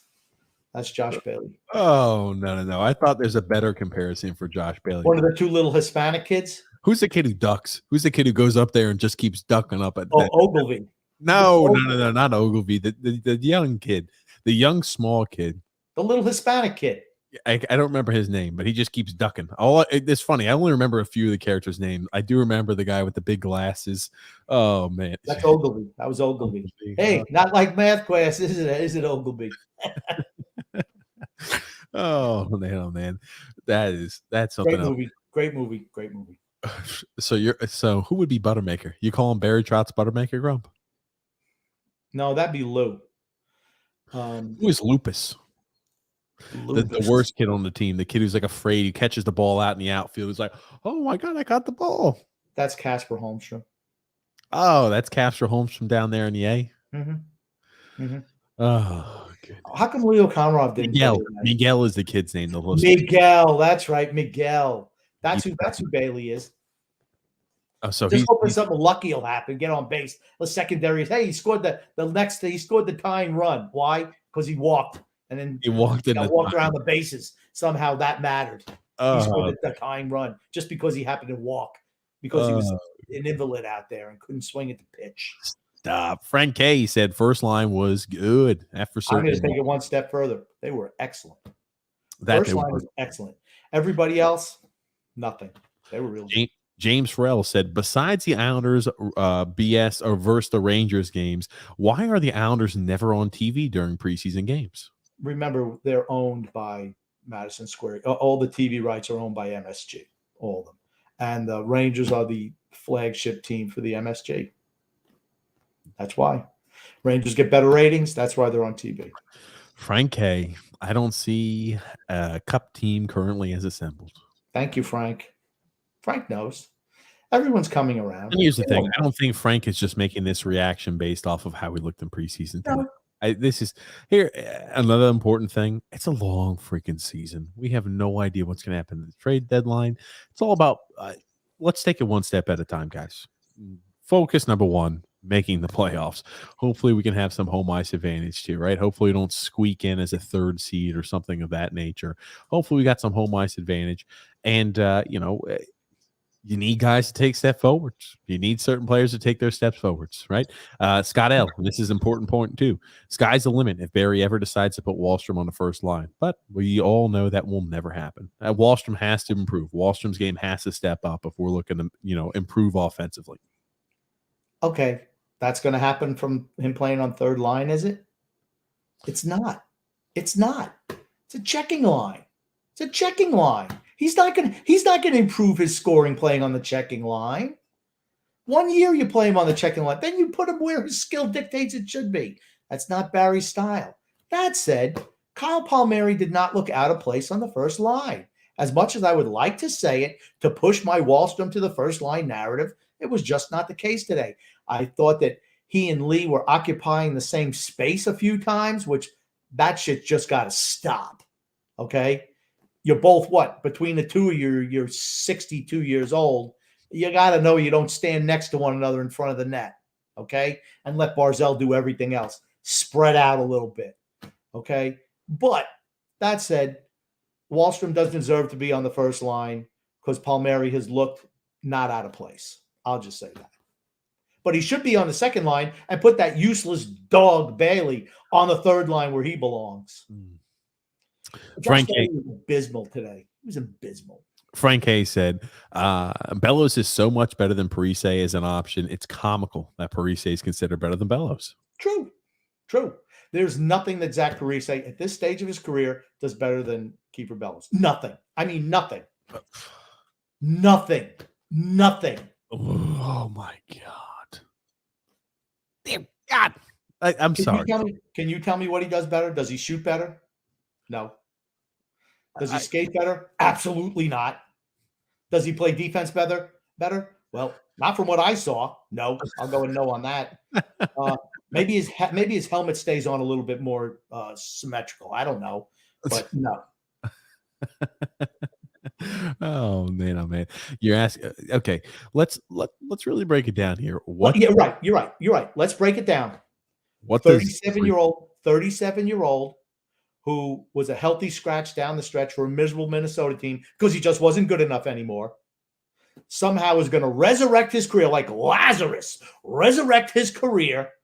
And because the Islanders are the only team that he could go to where he's going to become, the phoenix rising from the ashes, Zach Parise. From what I've seen, it looks like he looks like he's been twice baked potatoes. That's the way he looks.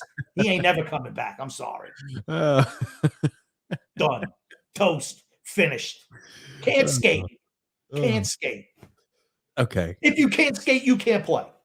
Okay. Kiefer Bellows is not a great skater either. Well, it's better than Zach Parise. What does that tell you? I think they're pretty much comparable at this point in their career. You talk about guys who are comparable. No, absolutely not. I was about afraid you're going to do yourself. No.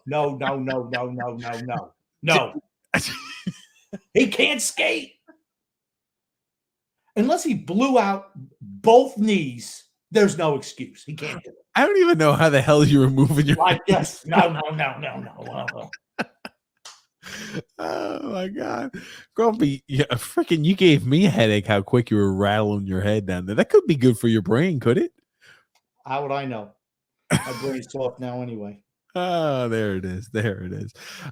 Maddie in says, Andrew Gross is right about this year being cup or bust. For certain he is. I don't disagree. Get ready. We're getting rolled snake eyes. One I in can a tell you million. that by watching the last preseason game. Oh, freaking. Hey, James Farrell said, come on, it's preseason. Stop. One in a million says, grumpy old man, I know you don't like Bailey, but what do you make of his playoff success in the past 2 seasons? I believe he was first and second in scoring the last 2 playoff runs. I'm not arguing, just curious. He has performed admirably in the playoffs, but in clutch moments, he's invisible.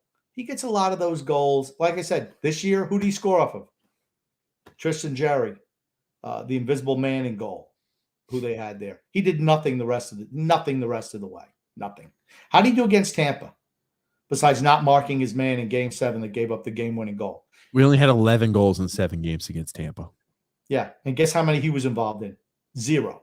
0 and 7. That's what I expect from Josh. You know that for a fact? You're just doing that typical bullshit where you just throw something out there. I'm just doing my typical bullshit, but I know he didn't score a goal. You know who else didn't score in that series? Palmieri. He didn't score in that series either. That much I do know. Oh, my God. You want to know who did score? Matt frickin' Barzell. That's who. Oh man, Grumpy. I'll try to get that pulled up if I could see the breakdown of that. Pull it up. Oh yeah, we'll pull it up there, Grumpy. I'll let you run with this one there. Scott L said Josh Invisibailey. Josh Invisibailey. Boy, if that's not it in a nutshell, that's what he is. I'm serious. He was terrible tonight. And I'm serious. I went in going, it's preseason game. I'm not going to say anything. And then I dropped 2 or 3 F-bomb Baileys just watching because I'm like, geez, no. I can't watch him on a regular basis. And here's the thing. We drafted his replacement 3 years ago. Just to give you an update, Grumpy, Josh Invisibailey did have a goal and an assist against Tampa. I thought he did score. I couldn't remember, though. But he did have a goal in game when we won on June 19th in game. What game was that? It was an empty netter. Game 4. Empty netter. One bounce off his ass. I know he didn't shoot it. I couldn't even tell. Like I said, he was in regular season form tonight, missing the net from 5 foot out. It was 10. We're from 10 foot out, but still, right in front. How do you miss the net? At least hit the goalie. And it was weakly. I mean, it barely even banged over. It went, like you banged off the glass. It went like, boop, boop. That's how it went. That's his shot. Boop, boop, boop. Oh, goodness gracious. I love it. Yeah, goodness. Michael M. said, LaFerriere, as Grumpy calls him. Yeah, whatever it is. I don't know. Frank K. said, Parise is crap. True. And then 1 in a million said, if Parise isn't good, they could scratch him. It's not the end of the world. But if Chara doesn't play well, this causes all kinds of problems. Here's the thing. They're not going to scratch Parise. He's Lou's pet project. They're going to roll that freaking guy out every single night to skate his 6 foot of ice one way or the other because he can't get back to or from. He's the new Leo Komarov. That's what he is. No, he's not Leo Komarov. Stop. Yeah, that's right, because he couldn't even play on the first line like Leo did. You're right. Oh, there we go. Wouldn't it be awesome if somehow maybe Lee got banged up for a game? And they would put Parise on the first line. Yeah, that we're just going to move Zach Parise up to the first line. Wouldn't that be great, Grumpy? You would love that. And like I said, the second line today was terrible. I mean, Brock Nelson's game, and I realize it's preseason, but it's like I would have liked to see some jump from him. And Bailey was just Bailey. He was no different than he ever is. Just useless. Oh man, Grumpy. His wife can't even get to him to put out the garbage. Just totally useless. I know, can't do it. I will tell you, if Chara struggles, I'm gonna let you know something. These are the things we can expect from Zdeno Chara. He will always have a lack of the ability to skate at this age of his career. He will not be able to keep up in odd man situations. Let's say you've got a 2-on-1, or let's say, well, that's hard to think of. Let's say it's even a 3-on-2 or a 2-on-2 going the other way. Man, oh man, you better hope that Chara's he's got the positioning significantly over the odd man rush. But don't expect Chara to be fleet of foot. He's a guy, in playoffs, fantastic, because he can clutch and grab. He can get away with a lot more. He's got the long reach, but don't expect all that much out of Zdeno Chara. Just don't. No, but he is positionally sound, but Certainly. speed it's going to give him problems. It really is. James Frail said, "Grumpy, you keep talking, you keep talking. Oh, Grumpy, keep talking. You're putting me to sleep with the same complaints every show." James, did you watch the game today? Number one. And number two, if you did, am I wrong in any of my assessments? You might not like it, but it's just the first step from coming over to the dark side to realize what's really happening. That's all. I'm here to inform, educate. Don't worry, James. You're almost there. You're coming over. I can feel it. 1 in a million. Love you, James. He also says, "I'd be pissed if they got rid of Bellows. I think Islander fans totally overrate Aho. He's a tweener, the next Matt Donovan." I'll be pissed if they get rid of Bellows too. But that said, they've killed any value he had.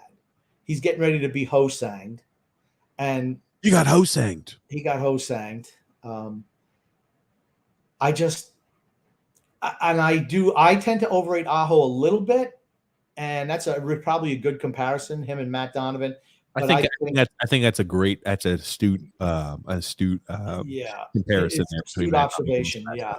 But I still think that Aho can move the puck, which is something we need on the back end. I tend to overrate Sebastian Aho just because, what was he, 3 or 4-time AHL All-Star? A guy like that, I want to see getting a chance. Again, there always are those tweeners, just as you mentioned. You know, in baseball, they call them 4A players, where they'll kill it in AAA, but anytime they get to the MLB, they just can't cut it. So, I mean, he definitely could be a player like that. Because, again, size is something that he's got that's a disadvantage to him. He's a relatively smaller individual. And, you know, if he maybe had an extra few inches on his frame, he could have been more successful, or could be more successful NHL. I overrate him because size does make a difference in the NFL. It does in the NFL too, but in the NHL, being a defenseman, it does matter. But I overrate him because I just watch what he does on the ice. So he's able to move the puck. He's able to create offensive chances. And when you're an Islanders fan, when you see anybody do that, you're going to think that they're great because it's not something we normally do. Oh, looky there, Grumpy. Looky there. Zampa 26 said the game was on NHL Network tonight. The replay will be at 1:30 in the morning and at 3 p.m. tomorrow on NHL Network. Brett W said, "Hate to wish it on someone, but the Islanders may be better if Chara got hurt." I disagree totally. I do too. I'm not sure. I mean, Zdeno Chara, he's a better option out. Could you say Robin Salo's not ready yet? Could you say if Salo 25, 30 games down the road wouldn't be a better option than Zdeno Chara or Andy Green up there? I don't know. I don't know how long it's going to take him. Remember, he looked well in exhibition, the early exhibition games when we weren't playing, full rosters of the other team, even though we didn't play against a full roster of the Rangers tonight. But they had most of their starters in there today. I would like to see him play in tonight's game, to be honest with you, to see how we held up against that I team. think the reason why we had essentially our entire lineup out there tonight is because, again, we are going to be starting off the season with 13 games on the road. They want to make sure this team is ready. As you mentioned, tonight was a dress rehearsal. They wanted to make sure, again, that the players, the line combinations are able to kind of work out any of the kinks. So, as we're getting on the road, it's not like, hey, it takes us 3 or 4 games on the road before we kind of start feeling a little more comfortable out there. So we're trying to chip away at that, I believe, today. Matthew C. said, "Yes, all I hear were Ranger fans, sad, and we're slow and old." True, and true. Scott L. said, "Unfortunately, the Rags fans will always follow and outnumber Islander fans, even in our building. Sad but true. I hate hearing more Rags fans cheering than Islanders fans. It drives me crazy." I was like, even in Bridgeport? Bridgeport? Practice. Oh man, Grumpy. Playoffs? Playoffs. Jesse B said, "Good evening, gentlemen." Good evening there, Jesse. Your favorite Islanders website, Eyes on Isles, the Islanders Inquirer, posted an article on this being a big year for Simon Holmstrom. If I you totally wait, agree. Jesse, if you wait, they say that about every single player on the team and in the minors that they write about. They're all this is gonna be the biggest year ever for all those players. I think they've said that about Simon for a couple of years now. I think they just recycle the article, just change the date. Oh man, or they just go ahead and every single player they've got down there, they just go ahead and change the name and they change a few of the adjectives to say this guy's playing style is XYZ. We should expect this from him. Realistically, he looks like about 2 or 3 years away from playing the NHL. I think he's at least a healthy Realistically. years. Yeah. Oh, never mind, Grumpy. Maybe I misunderstood. Thanks, Jesse, for bringing this to my attention, Grumpy. It's worded a little differently by the Eyes on Isles crew. They say the New York Islanders, Holmstrom, should have a big year. No, not that this is a big year. He should have a big year. I misunderstood that. Yeah, I'm not necessarily buying. I hate when they cherry pick their freaking their stats. Ugh. He's going to play a top 6 role, even a top line role. Here's the thing. Every freaking early draft pick you have as an Islander should be playing a top line role. I'd be shocked if they were not. Considering we have no one in the minors who can contend for a forward spot on this team. No one. My goodness gracious. And I love how they throw that there. Well, last year he spent some time there with Otto Koivula and Dmytro Timosov, and that didn't go too well. Yeah, we happened to notice. I don't. Oh, Jesus, I can't. You know what? Oh, but hold on. Put that back up just for a second, because they mentioned my boy Philip Tomasino in there, the guy I wanted the Islanders to draft. Even the Islanders media cartel, the Islanders Inquirer, had to say he might not make some fans forget that Philip Tomasino was drafted one spot after Holmstrom, and that Tomasino finished third in the AHL rookie scoring last year. But this should be a big enough year for Holmstrom to push for an NHL spot in 2022-23. They have freaking lost. They have lost their damn minds. Simon Holmstrom will not be pushing for a spot next year. I'll freaking I would love to eat my words, but there's no way in hell. And I like how they also did not happen to mention Connor McMichael was drafted 2 picks after him too. Why don't they trade Simon Holmstrom? What are you going to get for Simon Holmstrom? There's no value for a guy like that who doesn't perform in the A. Well, I don't know. What type of we talk about the value of certain players. There's no value for Kiefer Bellows if you trade him. Seriously, if we trade Kiefer Bellows, what are we looking at? 5th round pick, 4th round pick? We're not getting any value if we trade Kiefer Bellows. If we trade Sebastian Aho, we're looking at 6, maybe a 7th round pick. It's nothing significant. If we trade a guy like Bodie Wild, right? He'll never have a chance here. We can look at 5th, maybe 6th round pick at this point. You're not going to get any value for him, but hey, it's better than nothing, right? Well, if we trade Casper Holmstrom, maybe we can give away a 2nd or 3rd round pick, so we won't have to waste those later at the trade deadline.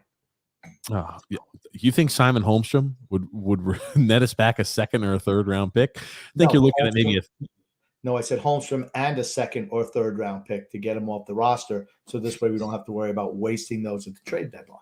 Oh. Rich A said, outside of Dobson, none of our defensemen can skate. Pulak and Pelech are average skaters. True. I don't disagree with that. They're not fantastic skaters. Dobson is the most fleet of foot. Again, the guys down there for the Bridgeport Islanders are, we got a few that can really skate, but up on the roster at the moment, it's only Dobson. True. And then Islanders for Life said, Chara can't freaking skate. He can't move. He can't stick handle. Chara cannot be a regular starter. He will be a regular starter, and he's okay. He's not a great stick handler, but he knows how to use his stick in the defensive zone. He does, and that counts for something. But the guys with speed are going to eat him alive, and this is going to be a familiar refrain. I'm telling you, for Islander fans all year, Chara is going to be like their whipping boy. I'm not going to whip on him for his inability to skate because we knew that coming in. As long as the other parts of his game don't take a step back, I'm willing to live with that at this point because there are no other options. Again, I feel like a lot of times if, Chara, let's say he's not performing, we're just going to be like, heck gracious, why did we go into this season expecting him to fill the role? Because you're right. I'm not going to belittle his game. The guy's an all-time great. The guy's a first ballot Hall of Famer. We knew exactly what we were doing when we got him. the team knew, the organization knew. So, yeah, you're right. Do you want to Matthew, know who? Do you want to know who was a left-handed defenseman that we had who could have filled that role? oh, let me go ahead and think about that. Let me ponder on that a little bit. Does his name rhyme with Sanan Naves? Yep, Devon Taves. But that's what happens when you mismanaged him and the cap the year before. Instead of moving Letty, you move Devon Taves. That's what you get. There you go. I told you when that happened last year. I said that's a mistake. They should have moved Letty. Because here's the thing: a year later, they have to move Letty anyway.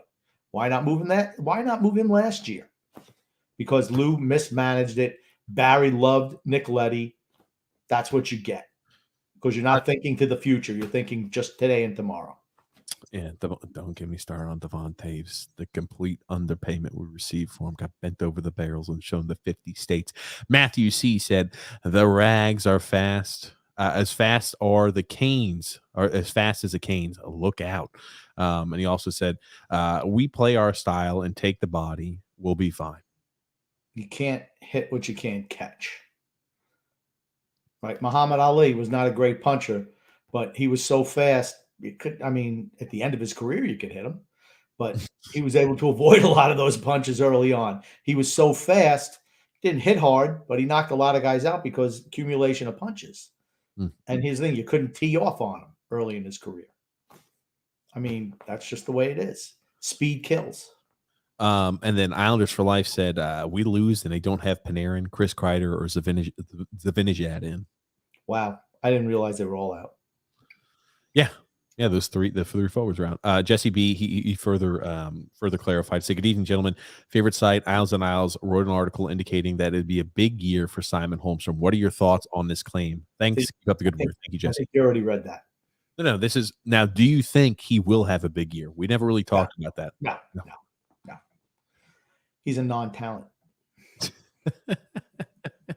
Oh man, I'll take force feed him if he plays if he plays 25 minutes a night, maybe. But I was looking also. They were claiming that this is the year where he's going to elevate and he's going to step up and be the Islanders' #1 prospect. Great. Okay, I don't see it. But here's the thing: they want him to succeed. He was a Lou draft pick. They want him to succeed. Scott L said, don't think the Canes will be as good as everybody thinks. Thank you, Scott. Their goaltending took a hit. Freddie Anderson's a downgrade. Giving up Nedeljkovic will come back to hurt them. Thank you so much, Scott. I agree. But again, that's a team that I feel like every year they make a bad move. They'll take a step backwards, and they never do. They go further. Well, maybe they're finally going to have to pay the piper this year, right? Dougie Hamilton and Nedeljkovic being gone, those are two big losses. What's the one thing that they do that most teams, or the Islanders certainly don't do? Hold on, I'll give you that answer because I know you're about to answer for it. Are you going to try to say what are my options, Grumpy? I want a multiple choice option. Let's pretend like we're playing Jeopardy. I want 4 options. A, they let the young kids grow together and improve year by year. B, they let the young kids grow together and they get better year by year. Or C, they play the young guys year by year and let them get better each year. I want to hear my option for D. D, all of the above. I'm going to go final answer D. Thank you. That's what they do. That's what they do. They let their young core grow together, and every year they get better. That's why they get better. Even when they make questionable decisions, they get better as an overall team because their young players are their talent is elevating every year. That's not something that we do.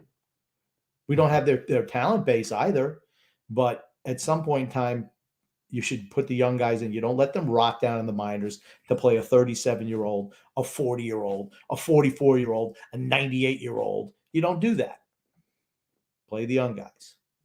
They're just as good as the old guys. Scott L said, Sorokin let in 2 goals over his shoulder that he should have had. That's his weakness. He's got to fix that. Yeah, I don't know. I'm not blaming him on those goals tonight. You've got your favorites too. No, I don't have my favorites. I think there was a few shots he would like to have back. There's the same exact thing I say when Varlamov lets in a goal. I think he should have back. I mean, but here's the thing: it's preseason. I'm not too worried about it. Yeah, no, okay. You want to go by that? Like I said, preseason, it's 4 days away. It's not like the beginning of the preseason. They don't have any more preseason games. Yeah, it was the last preseason game. What do you want, huh? What do you, Grumpy? What, you going to be upset if we didn't score 9-0 on them, hang 9 goals on the Rangers? I know. I'd just like to see us play our style of hockey, like I'm used to seeing us play. Because if we play run and gun, we're not winning. You hate our style of hockey. I do, but if we play run and gun, we're not winning.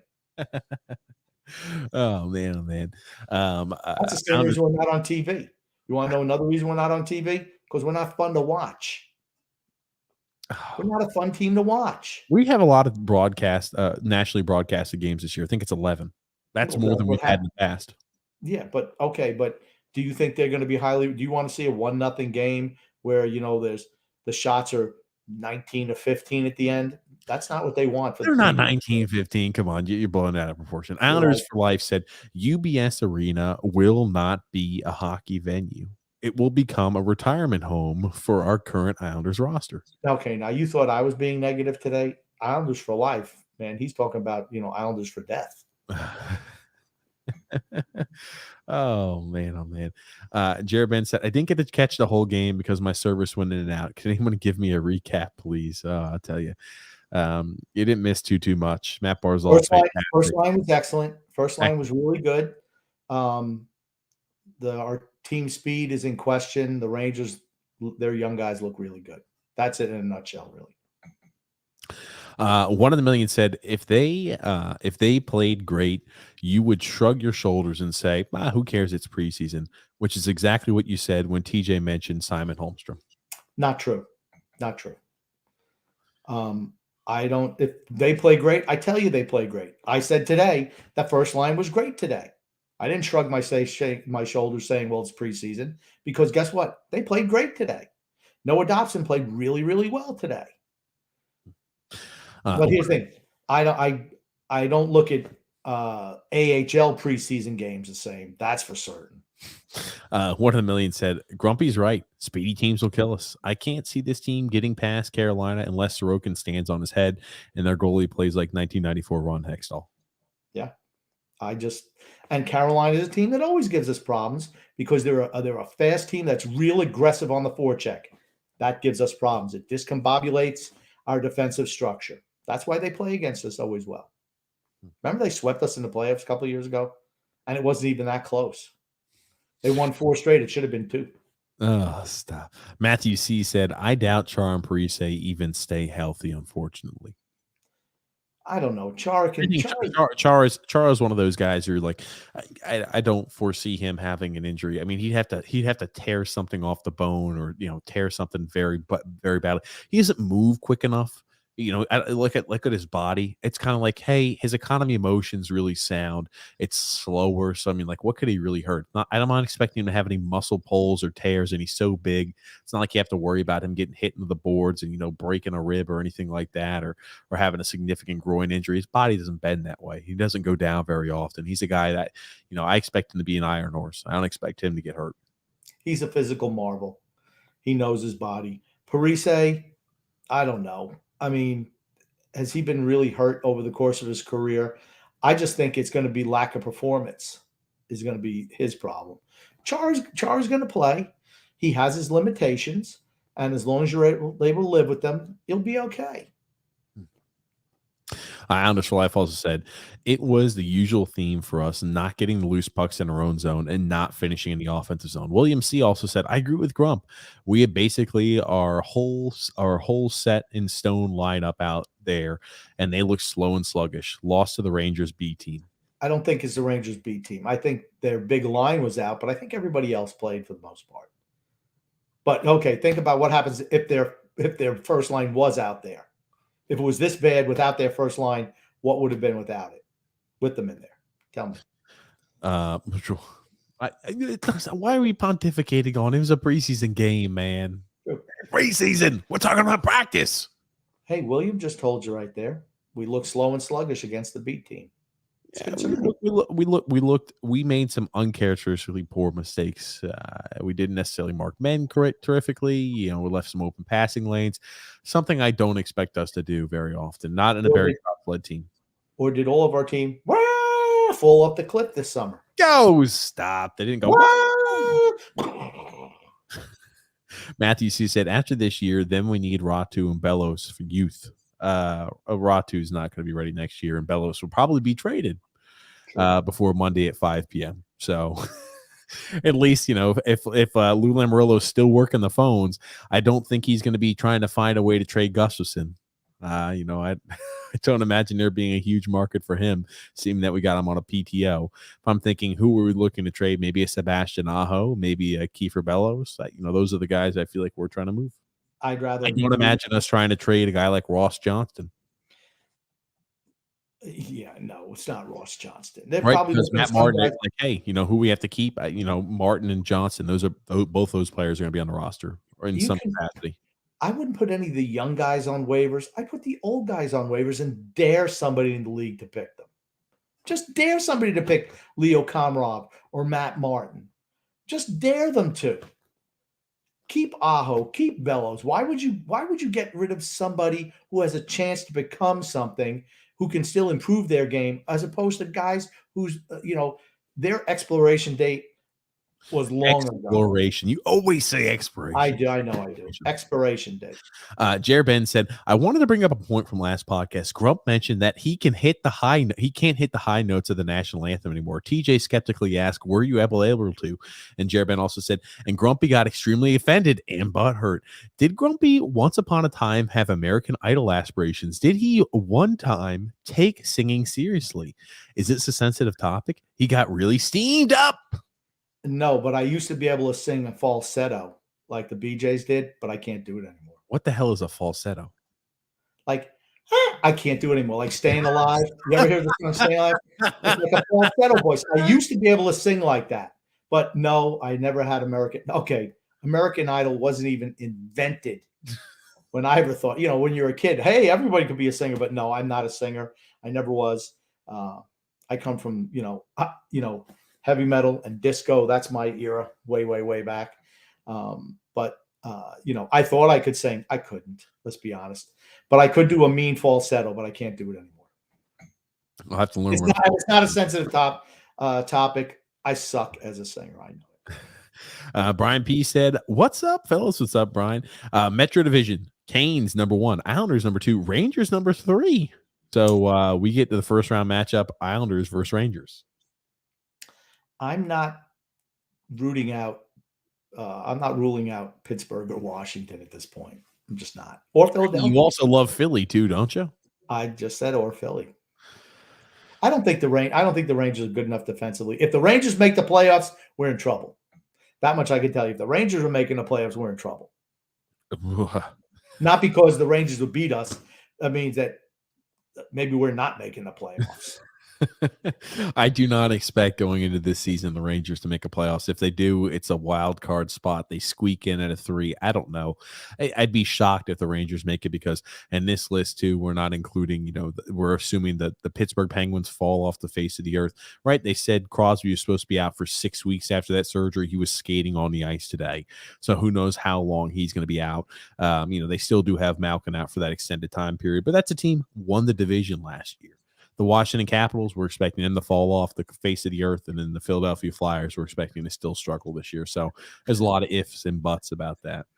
All I know is they all had more points than we had last year, and we're supposedly getting better by bringing in 44 and 37-year-olds, and they're getting worse because they kept the same lineup. Okay. Well, the Islanders cartel media will tell you we actually got back Anders Lee, so that's an addition. I freaking hate that. I hate when they say that shit, because it's like with the team last year, I think he signed a 7-year deal, 3 years ago, right? I love it, right? It's like it's saying, oh, we got a player back from injury. That's like an addition on our team. Ladies and gentlemen, if you're saying that, then you're giving me a guaranteed promise that we can expect no injuries this year from the team. Those are the same guys who'll be bitching and moaning, oh, we would be much better if this guy didn't get injured. Just stop with that hullabaloo. Jared Ben also said, also, TJ, wondering if you were a Pokemon fan growing up like me. I think we're around the same age. Wondering what you think Grumpy's spirit Pokemon is. What do you think your spirit Pokemon? Grumpy, I don't know. Spirit Pokemon. I don't know anything about Pokemon except Pikachu and Charizard and Jigglypuff and Snorlax. Grumpy, you can be Jigglypuff with you hitting. I know Jigglypuff was the little pink one, wasn't it? Yeah, there you go, Grumpy. And That's he's certainly putting not me. everybody to sleep. Who's You'd a be mean? tough. Who's a mean Pokemon? Is there a mean one? I don't know, Grumpy. If there's a mean, old, grouchy Pokemon, what's the oldest Pokemon there is? One of those fossil Pokemon. That's who you are. One of those flying dinosaurs. That's actually could be the New York Islanders. One of those, Aerodactyl or something. I think it was like that. Snorlax. Is that you, Grumpy? You're Snorlax? No, that would be the Islanders. They put you to sleep with their play. Oh, there we go. There we go. William C. said the Rangers can score on the power play. That being said, our power play has been crap for 6+ years, always cost us year after year. So again, if the power play is looking good for us and we, we'll expect some power play success this year, that's a big plus. Will be better. The first unit will be better with Dobson up top for the full year. Yep. And he's just going to have to ride him. See, that's what Trotz should have done last year. Just let him play through whatever he was going through on the power play. Let him get better so he's ready to go come playoff time as a better player. He's going to have to do it this year. And he will. And you'll see Dobson improve. And you say, wow, why don't we see that from Dobson last year? Oh, yeah, because Barry wouldn't give him the chance. Give the kid a chance, right, Grumpy? All we are saying is give the kids a chance. Yeah. Thank God you didn't have any type of American Idol aspirations. No. You know what? I would love to go on the show. I'd be one of those people who go on the show and just get, lambasted by Simon. Is Simon even on the show anymore? I don't even know. But, just get ripped apart. I mean, tell me the people who go on that show when Simon was there, or any of them, and you have to know that you can't sing, honestly. And they go there and they're so brutally bad and they're offended when somebody tells them how bad they are. I'm like, did you really? I mean, were you that unself-aware that you couldn't tell that you sucked? Really? Come on. Mm-hmm. Sorry. Brian P. said, I know nobody wants to hear this, but the Rangers are dangerous. They're loaded. I don't think they're good enough defensively. Gerard Gallant is going to help them, particularly the young players. Their team speed scares me. It just does. Jerben said, TJ, personally, I think you're a Sandshrew, sort of a soft Pokemon. Grumpy is a snubble. Grumpy's a snubble. If you can pull up the screen share images for both of those, that'd be great. So, Grumpy, I'll show you which one. Snubble is this. Why don't we see what yours looks like? A little pink guy, Grumpy. Look at that. He's got all bark. Actually, this would be a Grumpy Pokemon. He's got all bark. He just runs his mouth over there, all bark. Looks like a freaking chick. What the heck?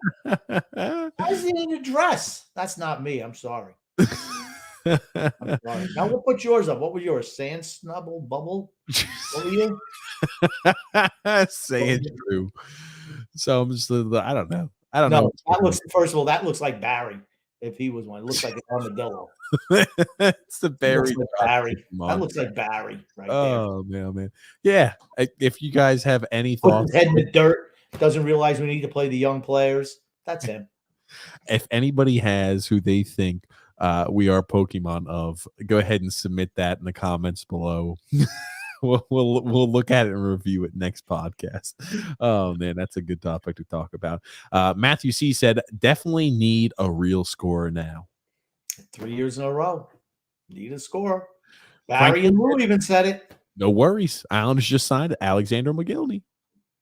Don't worry. We just signed Zach Parise. He was a big scorer 10 years ago. That's a good question, too. Don't worry. Sign Mario Lemieux back. Just turned 56 this week. It's right in. Man. What type of Pokemon would Josh be? Don't worry. Just signed Gordie Howe. He's been dead for 5 years. It's right in.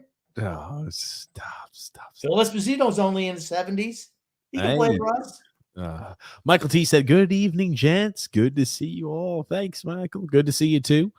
Jared Ben also said, apparently a number of writers for the NHL Network think we're Stanley Cup contenders. They basically think it's us, Carolina, Tampa, or Colorado, the favorite. Vegas. Those are the top 5 teams most likely to win. Okay, so in other words, we're not getting out of our division. That's fine. I think at this point too, we've made it to back-to-back Eastern Conference Finals. I think we are a Stanley Cup competitor. I know Grump doesn't. We'll make the playoffs. We might win a round or two. That's it. Max. That's it. Unless we get a bona fide score. We need a bona fide score on this team. Another one. Absolutely need that. Brian P. said, Brassard played good for a month and then sucked with his time with the Islanders. Well, it looks like Zach Parise has picked up right where with Derek Brassard left off. He sucked. Michael T said, just got here quite late. But did we find a link to where Parise saying he's struggling in the Islander system, like Grumpy said? No, I gotta find it. I gotta dig it up. I'll do it for maybe tomorrow's podcast. Michael T, you should be listening to the TGA and the Grumpy Old Man podcast. What is that? You could talk it. Now he doesn't exactly say anything like that. Maybe this is Grump just jumping to conclusions or trying to insinuate what he's got. But yeah, we do have the TJ and the Grumpy Old Man podcast. It is a sports podcast. We talk about all the latest things in the worldwide of sports. That can be found in the link in the description below. It's called TJ and the Grumpy Old Man. It's on YouTube, Facebook, and Twitter. Regarding Parise's comments here, I'll read them here. He said, it's been great. Parise said about his first few days as an Islander. The guys have really been welcoming. Some adjustments on the ice from what I've been accustomed to for a while are needed. Just learning as quick as I can about the system. That tells me he doesn't know what the hell he's doing. He's lost. And if you would have seen tonight's game, Michael, he's got a long way to go. Long way to go. And a short time to get there. Oh, man. He's got a long way to go and a short time to get there. And he ain't smoking the bandit either. Yeah, Jared Benz also said it. He saw Coach Tommy Baffy on TV, the broadcast. It was disgusting, honestly. I think he shaved his eyebrows for the appearance. No, Michael T said, tonight the Islanders were discombobulated from having that game canceled against the Devils. See, I don't think that's the case. I used discombobulated earlier. Michael's using it now. That's what we look like, discombobulated. Manny Mass said, breathe, fellas. It's preseason. Same way I say it's preseason. Preseason's over now. Over. Jared Ben said, yeah, are you guys going to cover the Devils power outage? What's the cover? They didn't pay their bills. They got the lights shut off. That's that. Yeah, I don't think there was too much going on with that. I mean, it didn't affect us at all. Maybe a few Devils that were, vying or trying to fight for an NHL spot. It was unfortunate, not fortuitous but for us, kind of everything's been written in stone for a while. But it was odd that they did have those issues. Yeah. I would like to watch another Islander game, honestly. Yeah, it would be nice to watch another Islander game. It would be nice to kind of, shake off some of the rust of some of those players too. But, why should they be rusty? They're ready to go. Regular season's like 4 days away. Brian P. also said, Lou and Barry think every hockey player ages like Tom Brady. No one ages like Tom Brady. No one. Frank no athlete. They age like Hulk Hogan. Oh, Hulk Hogan was another one of my favorites. But yeah, Hulk's just way past his prime. I have to admit it. Michael T said, Char and Parise just need to drink about 4 to 5 Red Bulls between periods. Maybe they need some of those uppers that Robin Leonard was talking about. I had about to say I haven't looked to see what else has happened in that. I got to recheck it on that story. I don't want to talk about it anymore. You brought it up, Grump. I just figured I'd just add that in there. Just for my obligatory Robin Leonard. Oh, the rails thing. Oh man, oh man, oh man. It's like CM Punk doing a pipe bomb interview on WWE years ago. Same thing. Chair Bennell said Char is a goddamn praying mantis dinosaur garbage can, bronchiosaurus, freakishly tall, subterranean, ancient crustacean weirdo with cinder blocks attached to his feet who needed to retire 3 years ago. Oh, see, we all know Zdeno. I don't want to see the Islander fans shred him this year, because if you're expecting the Zdeno Chara of 5-10 years ago, 6-7 years ago, I'll say, you're just not getting that. He's 44 years old. I'm sorry. I mean, and is he to blame? Did he hold a gun to Lou's head and said he'd make him an offer he couldn't refuse? No. Lou wanted him. Lou signed him. Lou thinks he's the answer to our left-handed defense problem. That's not Zdeno Chara's problem. That's Lou's issue. Mismanaging the roster for year after year puts you in the situation you're in. I mean, don't get mad at the player. If he was 30 years old and he was like this, yeah, you could rip him. He's 40 freaking 4. You want to know another mistake? Number 11, playing on the third line. He's another mistake, another Lou mistake. Scott L said, play the ad at the beginning of the show, not the middle. Well, we don't really have too much control over that. They just say play towards the middle, and we say, okay, sounds good. Michael T says, nice job at sounding like Mr. Movie Phone, TJ. Who's Mr. Movie Phone? It's probably that fake voice you like to use. Hey, it's me, TJ. Go to see this movie at 7 o'clock at the. Oh, shit. Is that? Oh, my God. Is that when I was reading the ad? Yeah, I do know. Yeah. Yeah. Because, I mean, he practiced. I know it takes him hours. Practice? No, I just go on there and do it real quick. Okay, it doesn't take real quick. We have to delay the podcast usually so you can get that thing done. Oh, man, everybody's coming at this. Look at this. Jerry Ben said, TJ with his goddamn Chris King radio voice on the ad. Get a freaking grip, TJ. Talk about towing the company line. Just be yourself. I keep telling you. You think that you're going to get hired for some type of sponsorship gig. It's not happening. I want to ham him up even more now. Every time we do an ad, I want to ham it up even more. Like Sunday. I just can't freaking wait. Hey, this is me, TJ. Here for Draftkings. I think we got to go ahead and run that ad one more time. Just go ahead and listen to that. Listen to that amazing voice one more time. Is it a snapshot or a deft deflection? Hey, it's me, TJ. That's not at all how I speak, but we've got to. Yes, it is exactly how you speak. You're fake. No, I'm talking. Thanks for that little blow. I'm talking about a one-time slapper, or I can't even remember what the hell it is I had to read. One-time slapper or a deft deflection. Yeah. No shot. Hey, go to DraftKings. This is me, TJ. Oh. That's spelled TJ. Hey. One-stop shopping for advertisement readings. Sorry, TJ. Yeah. Yeah. There it is. That's right, boys and girls. Come out tonight. Matthew C said Robin Salo should replace Andy Green. Probably next year. Hopefully next year. Brian P also saying, yeah, I was thinking the same thing. Rather have it at the beginning. He's been doing it in the middle lately. Yeah, they tell us, DraftKings says, hey, you're going to start doing these in the middle instead of the beginning. I said, okay, sounds good. If I read them live in the middle, they'll probably say put them at the beginning again. So I have to go ahead and pull it up. Matthew C also said, exactly. It's a long grind. Let's worry about this after 20 games or so. True. 100% agreement. Michael T, hold on. You're the one who's up on the freaking bell tower about to say. I'm not up on the bell tower. I just made an observation that I was disappointed with how he came out and played today structurally. That's all I said. And I worry about team speed beating us. And did we slip a little bit in the offseason since we're majority older team? Or did the Rangers just their team speed just improve that much from year to year? That's all I said. Okay. And you took it, I don't know, with your TJ radio voice and just kind of spun it in your direction. Yeah. Michael Teal said, who cares? Last preseason game. It wasn't even an NHL arena. Come on. Did you see that hideous logo? Beast of walking eagle, LOL.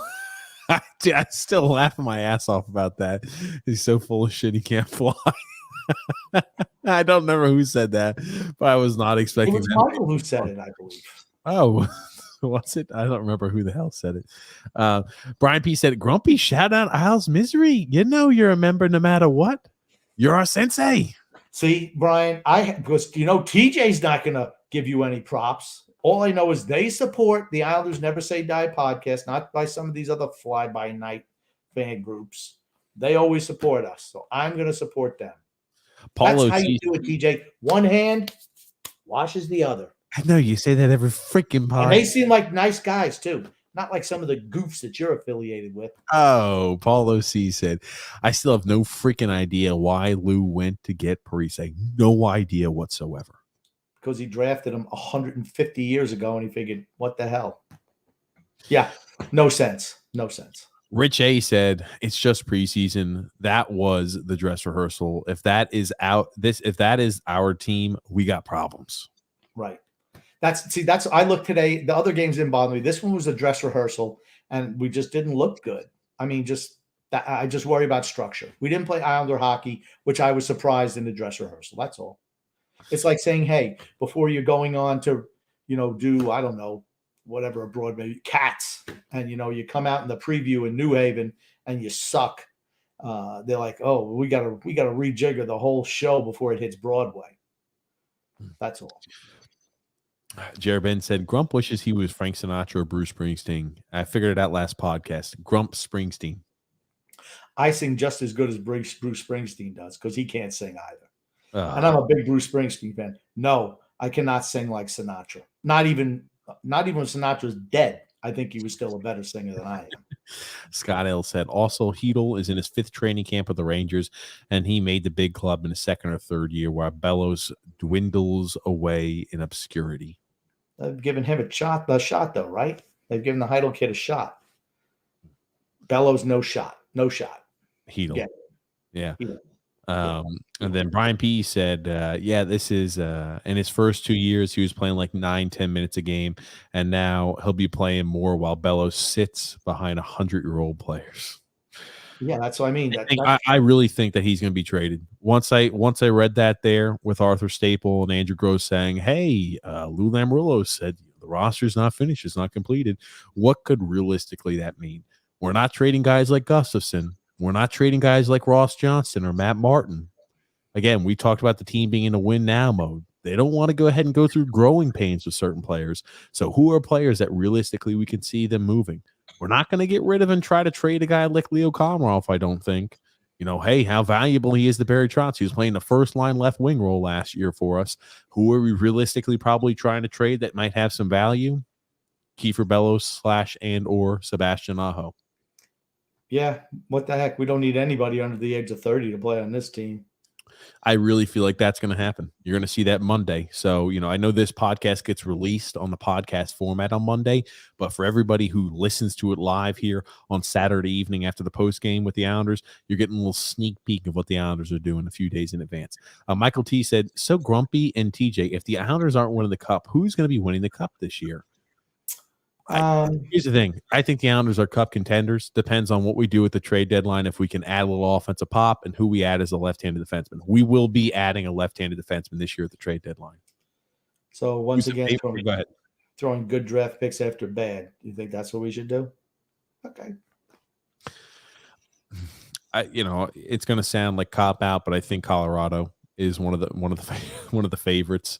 So I think it'd be tough to go against them. Tampa's still pretty damn good, even after losing depth pieces, 3rd, 4th line guys, sandpaper guys. They still might be able to go ahead and add a few of those at the trade deadline. I mean, Tampa's still a hella good team.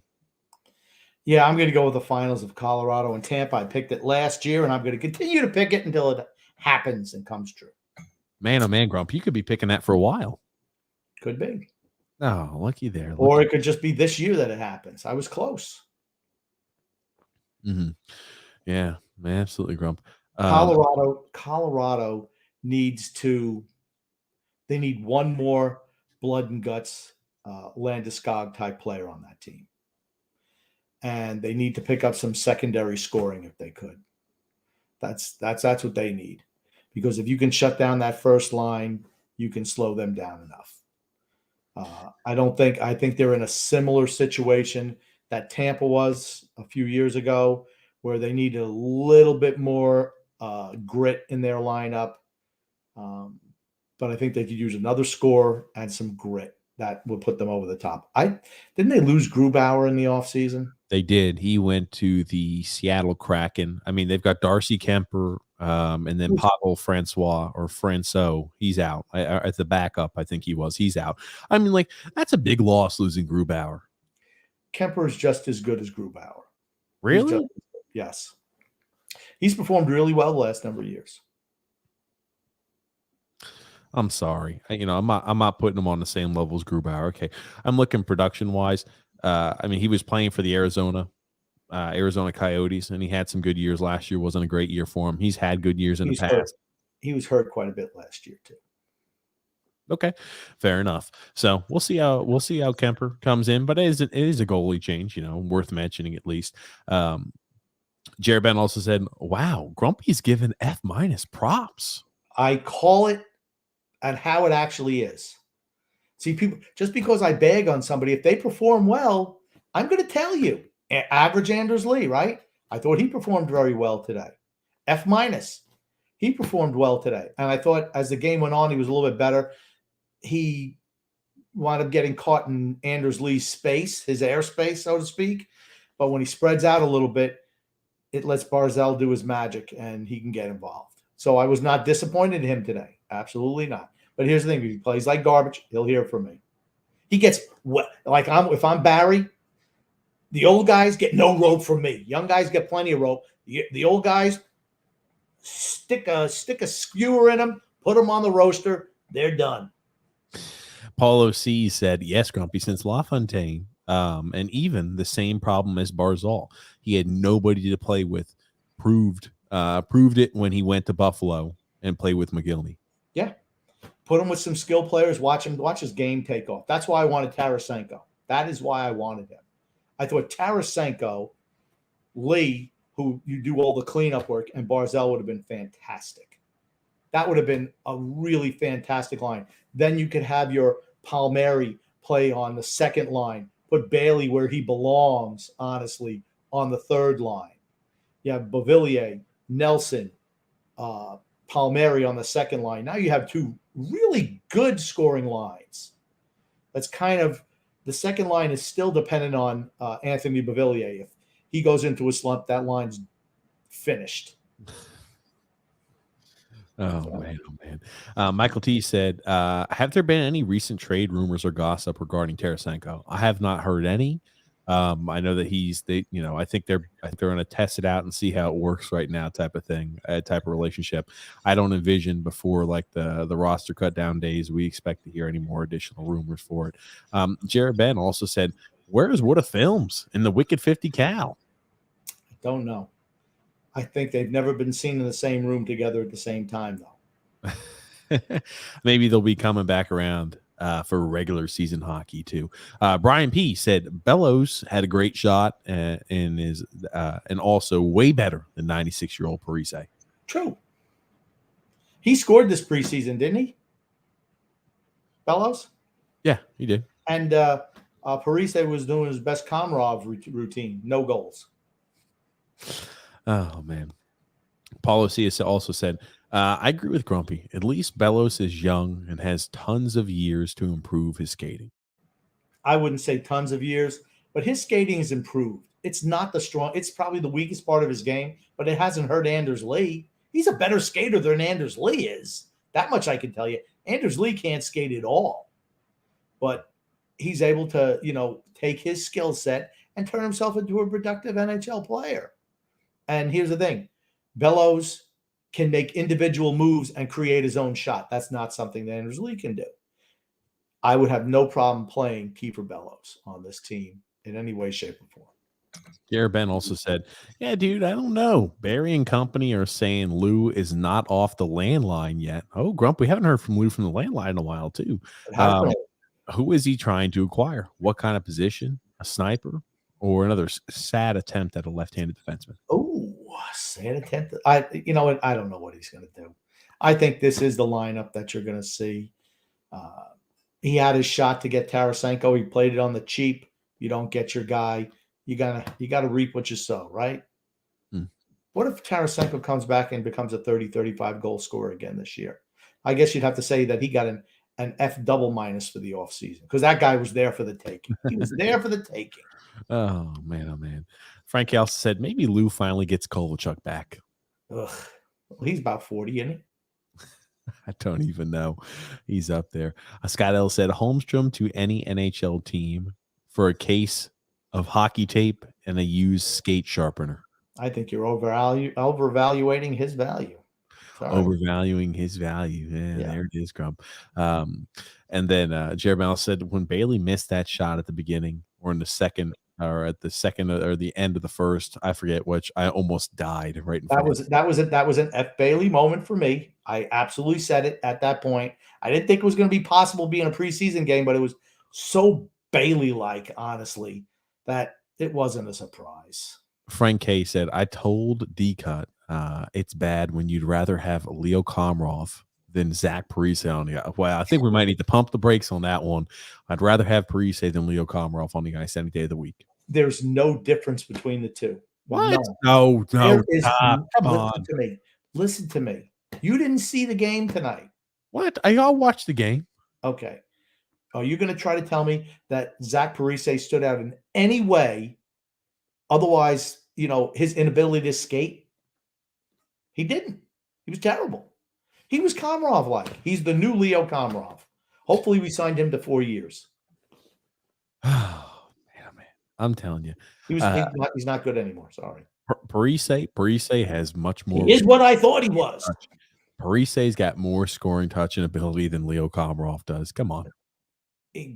Like I said, he didn't show it at all. He didn't get the spots to score. No. He's just a typical Islander garbage over the hill player that we love to. He's Travis Zajac 2.0. That's what he is. He's the new Travis Zajac. Nothing. Frank A said, I got a Coach Tommy Baffy signature Drive for 5 t-shirt today. There you go. How much were they paying you to take that shirt? Hey, we've Grumpy and I in the binds, we have discussed, we have got our plan together. We know what the releases of the shirts are going to be, the ideas we're going to have when we launch it. It's going to be five different designs or 5 different types of concepts. So when we release, you want to tell the people the concepts? I'll wait until the concepts come out and then I'll show.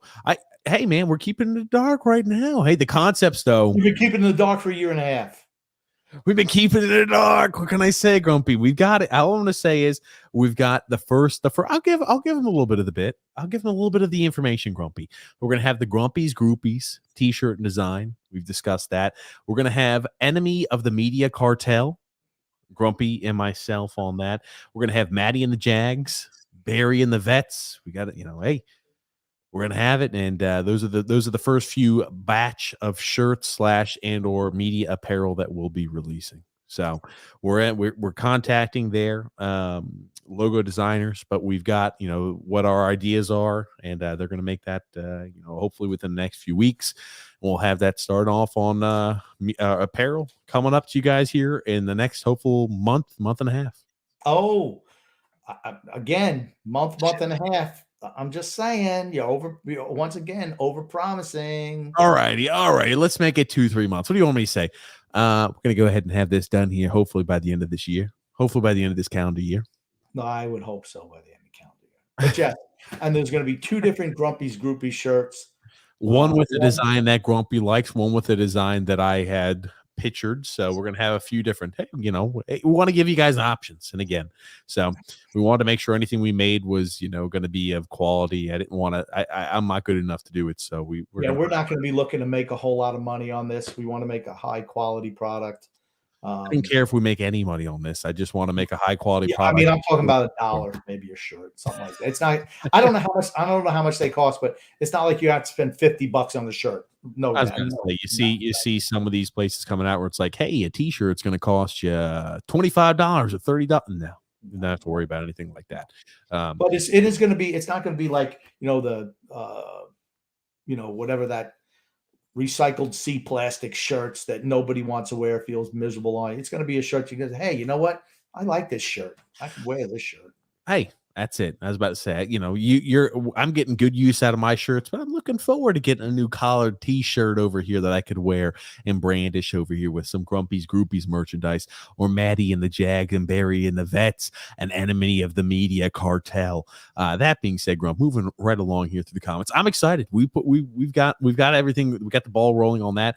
Michael T said, "Hey Grump, who's a better guitar player, Jimmy Page or Randy Rhoads?" Jimmy Page.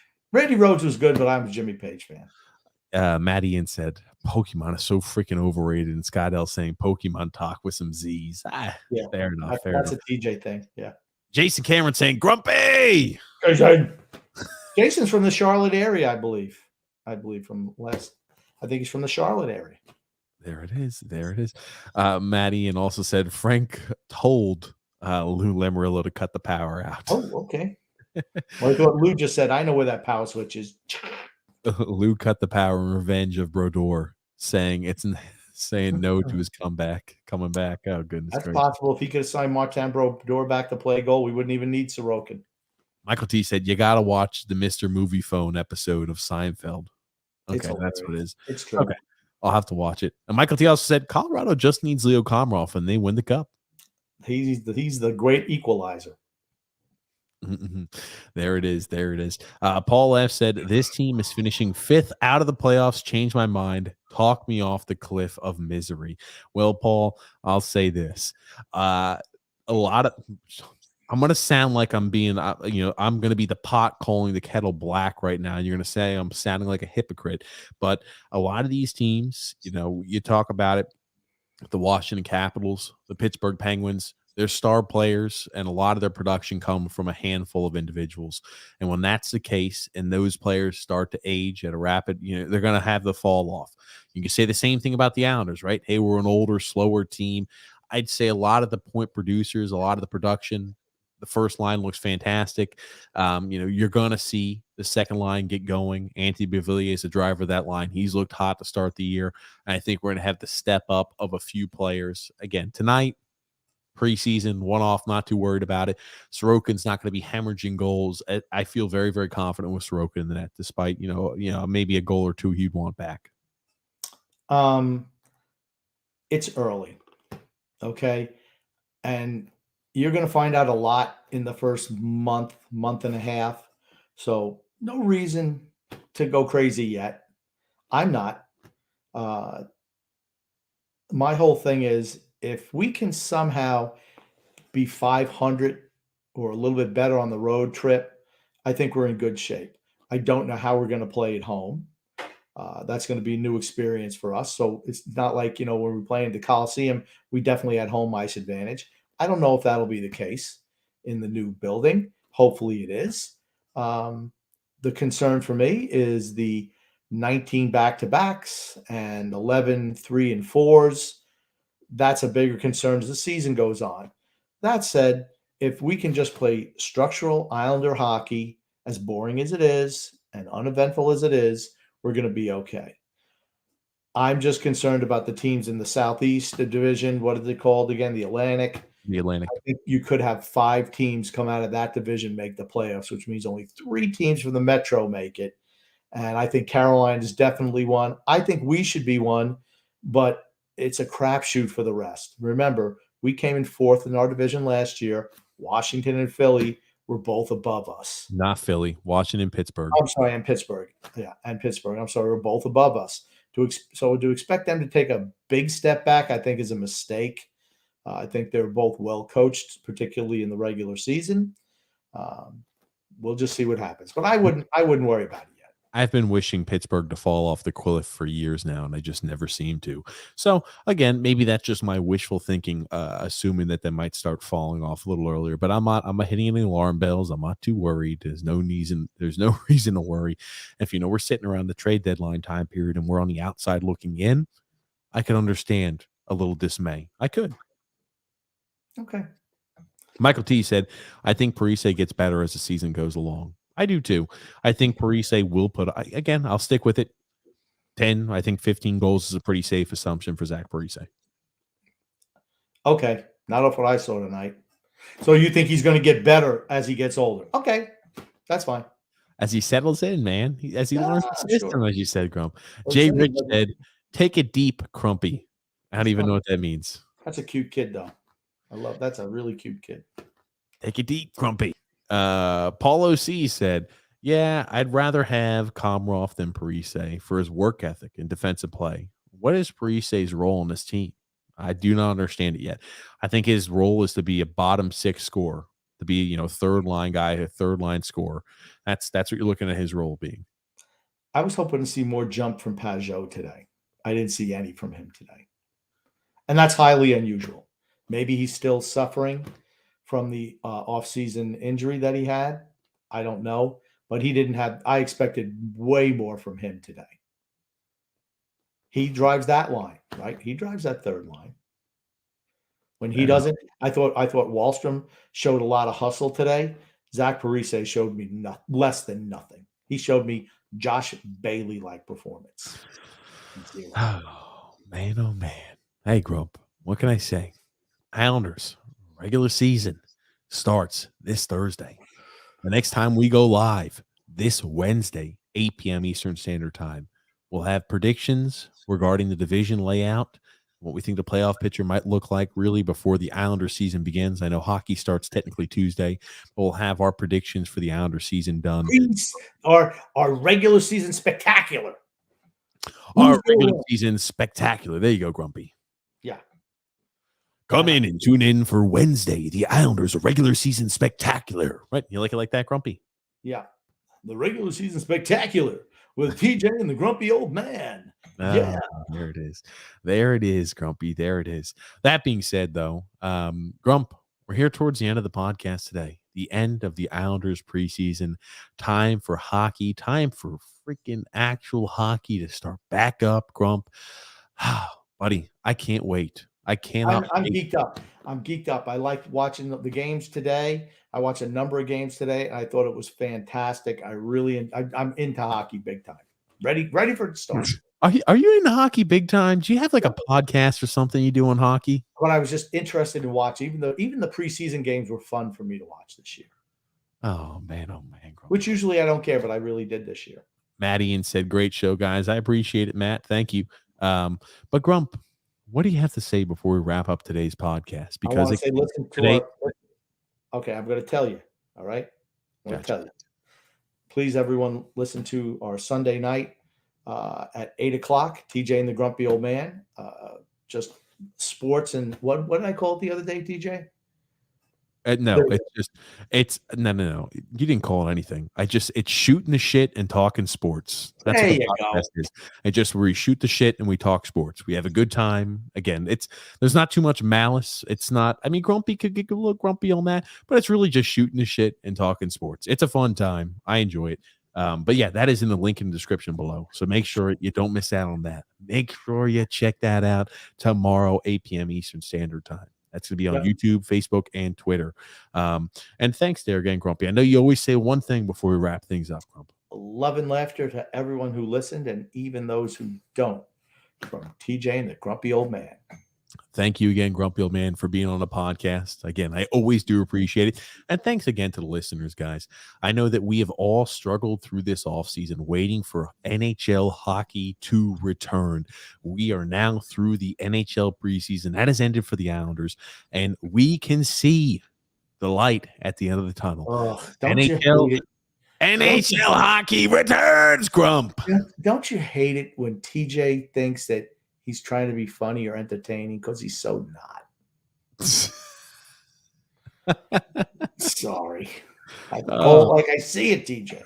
Oh, thank you so much, Grumpy. Thanks so much. My pleasure. Hudza said, freaking love this show. It's a gem. Appreciate it there. And then Paul F said, good night, boys. Thank you there, Paul. It's going to be okay, Paul. It's going to be okay. Absolutely will. And again, hey, Islanders hockey right around the corner. I cannot wait. Big year for the Islanders. Big year for the Islanders Never Say Die podcast. A big year for TJ and the Grumpy Old Man, our other podcast there. Thank you again, Grumpy. Thank you, everybody who tuned in and listened to the podcast. We're here. NHL season's here, guys. Thank you again, Grumpy, and thank you, everybody who listened.